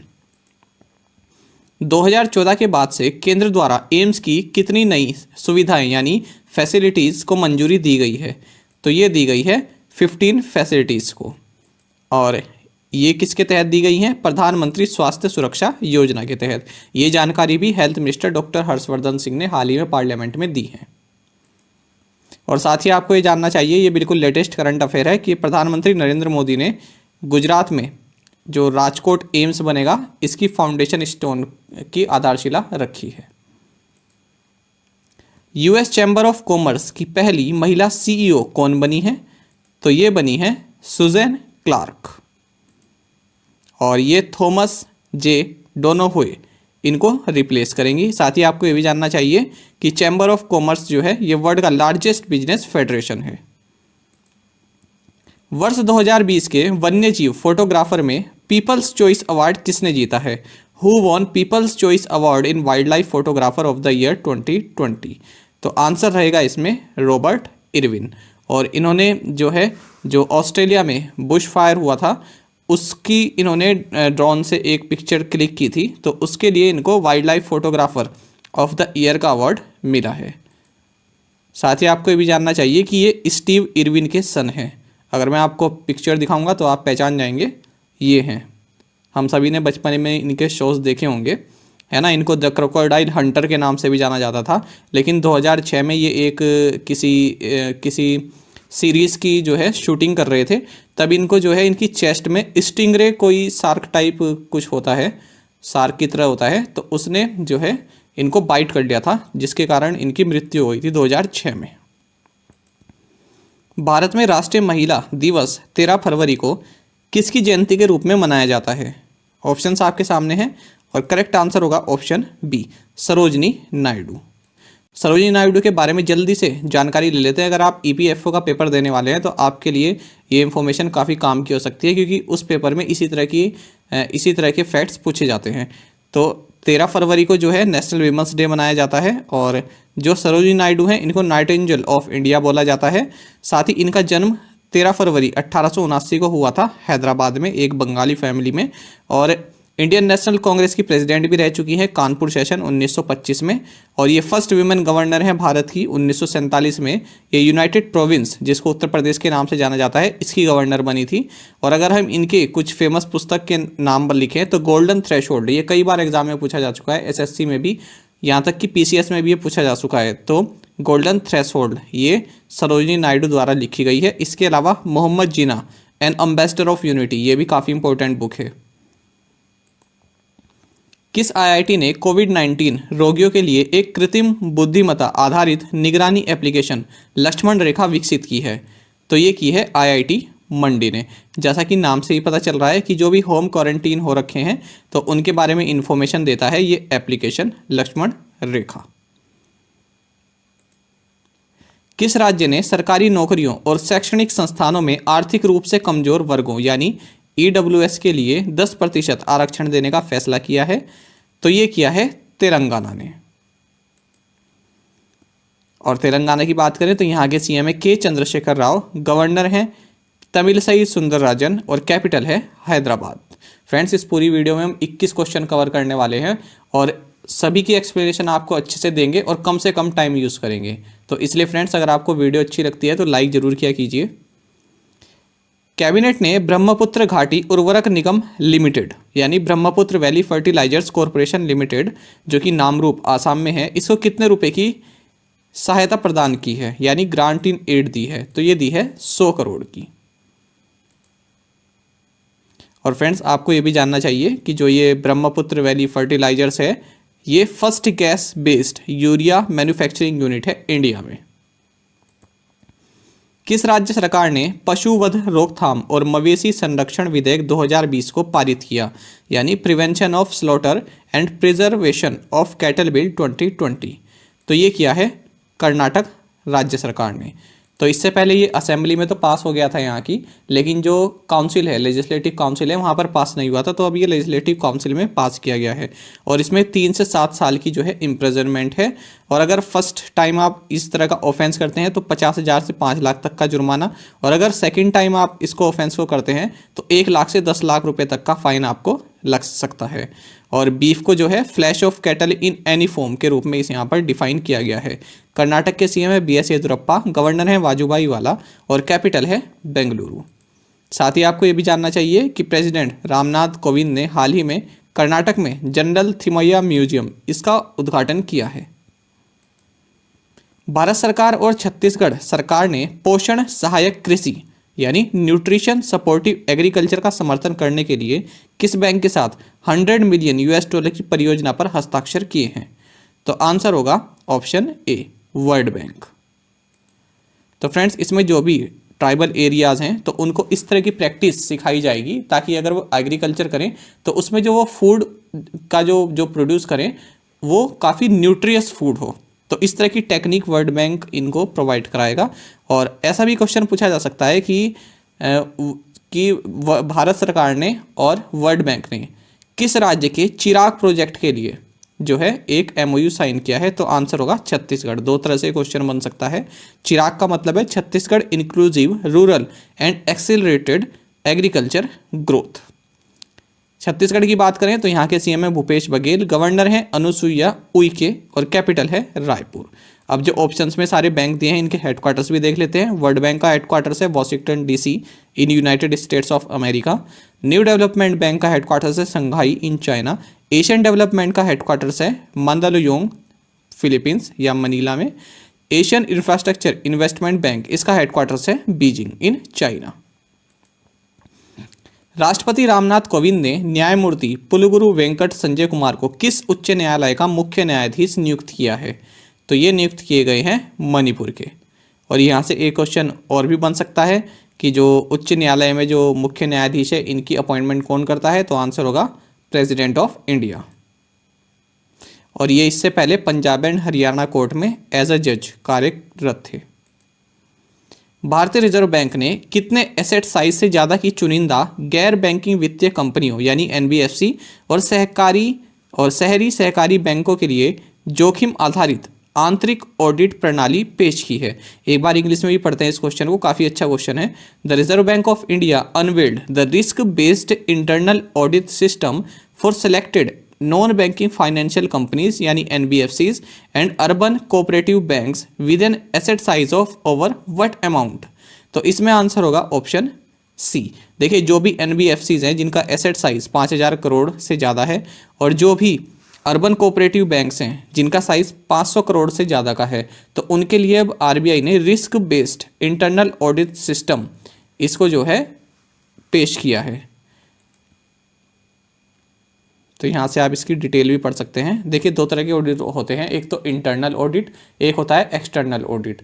तो जब कोई जैसे आपकी कोई संस्था है तो आपके ही अंदर आपने किसी को डिप्यूट किया हुआ है कि आप ऑडिट करेंगे, जो भी हमारा कार्य प्रणाली है उसका ऑडिट करेंगे, तो उसको बोलते हैं इंटरनल। एक्सटर्नल मतलब कि कोई थर्ड पार्टी या कोई बाहर की एजेंसी को हायर किया जाता है आपकी संस्था का ऑडिट करने के लिए, तो ये है इंटरनल ऑडिट। यानी एनबीएफसीज और जो कोऑपरेटिव बैंक्स हैं ये अपने ही दायरे में एक ऑडिट सिस्टम को डेवलप करेंगे और ये इनको मार्च 31, 2022 तक जो है कंप्लीट करना है। National investment and infrastructure fund limited यानी NIIFL फंड ऑफ फंड्स में कौन सा बैंक $100 मिलियन का निवेश करेगा? ये भी आपके लिए काफ़ी इंपॉर्टेंट है और आंसर होगा न्यू डेवलपमेंट बैंक। साथ ही फ्रेंड्स, आपको ये जानना चाहिए कि फंड ऑफ फंड्स क्या होता है। देखिए, जो म्यूचुअल फंड्स होते हैं, अगर एक म्यूचुअल फंड्स दूसरे म्यूचुअल फंड में इन्वेस्ट कर रहा है तो उसे बोलते हैं फंड ऑफ फंड्स। तो जो ये नेशनल इन्वेस्टमेंट एंड इंफ्रास्ट्रक्चर का जो फंड ऑफ फंड्स है इसको 2018 में इस्टेब्लिश किया गया था और इसके MD एंड CEO हैं सुजॉय बोस और हेडक्वार्टर्स है मुंबई में। किस भारतीय फिल्म ने हाल ही में अंतर्राष्ट्रीय फिल्म महोत्सव रोटरडम 2021 में सर्वश्रेष्ठ फिल्म के लिए टाइगर पुरस्कार जीता है? तो ये जीता है कूजांगल ने, जिसे इंग्लिश में आप बोल सकते हैं पेबल्स। तो ये एक तमिल फिल्म है और इसका तमिल में नाम है कूजांगल। और साथ ही आपको ये भी जानना चाहिए रोटरडम कहाँ पर है? नीदरलैंड में। और इसके डायरेक्टर हैं PS विनोद। तो क्वेश्चन कभी कभी इस तरह से पूछ लिया जाता है कि डायरेक्टर आपसे पूछ लिया जाता है कि इस फिल्म ने यहाँ पर ये अवार्ड जीता है, तो इस फिल्म के डायरेक्टर कौन है? भारत रेटिंग वन अनुसंधान यानी इंडिया रेटिंग्स एंड रिसर्च के अनुसार फिजिकल ईयर 2022 के लिए भारत की अनुमानित GDP क्या है? तो ये है 10.4%। और साथ में आप सभी करंट अफेयर्स फंडा को टेलीग्राम पर भी ज्वाइन कर सकते हैं। यहाँ पर रेगुलर वीडियो अपडेट्स और करंट क्विजेस हम आप सभी के लिए डालते हैं। साथ ही डिस्कशन ग्रुप में आप किसी भी क्वेश्चन का सोल्यूशन पा सकते हैं। दोस्तों, यहाँ पर करंट अफेयर्स की प्लेलिस्ट दी गई है, इसको जरूर देखें और अपने दोस्तों के साथ व्हाट्सएप एंड टेलीग्राम पर शेयर करें, लाइक करें और कमेंट करके जरूर बताएं कि ये वीडियो आपको कैसी लगी। Thank you guys.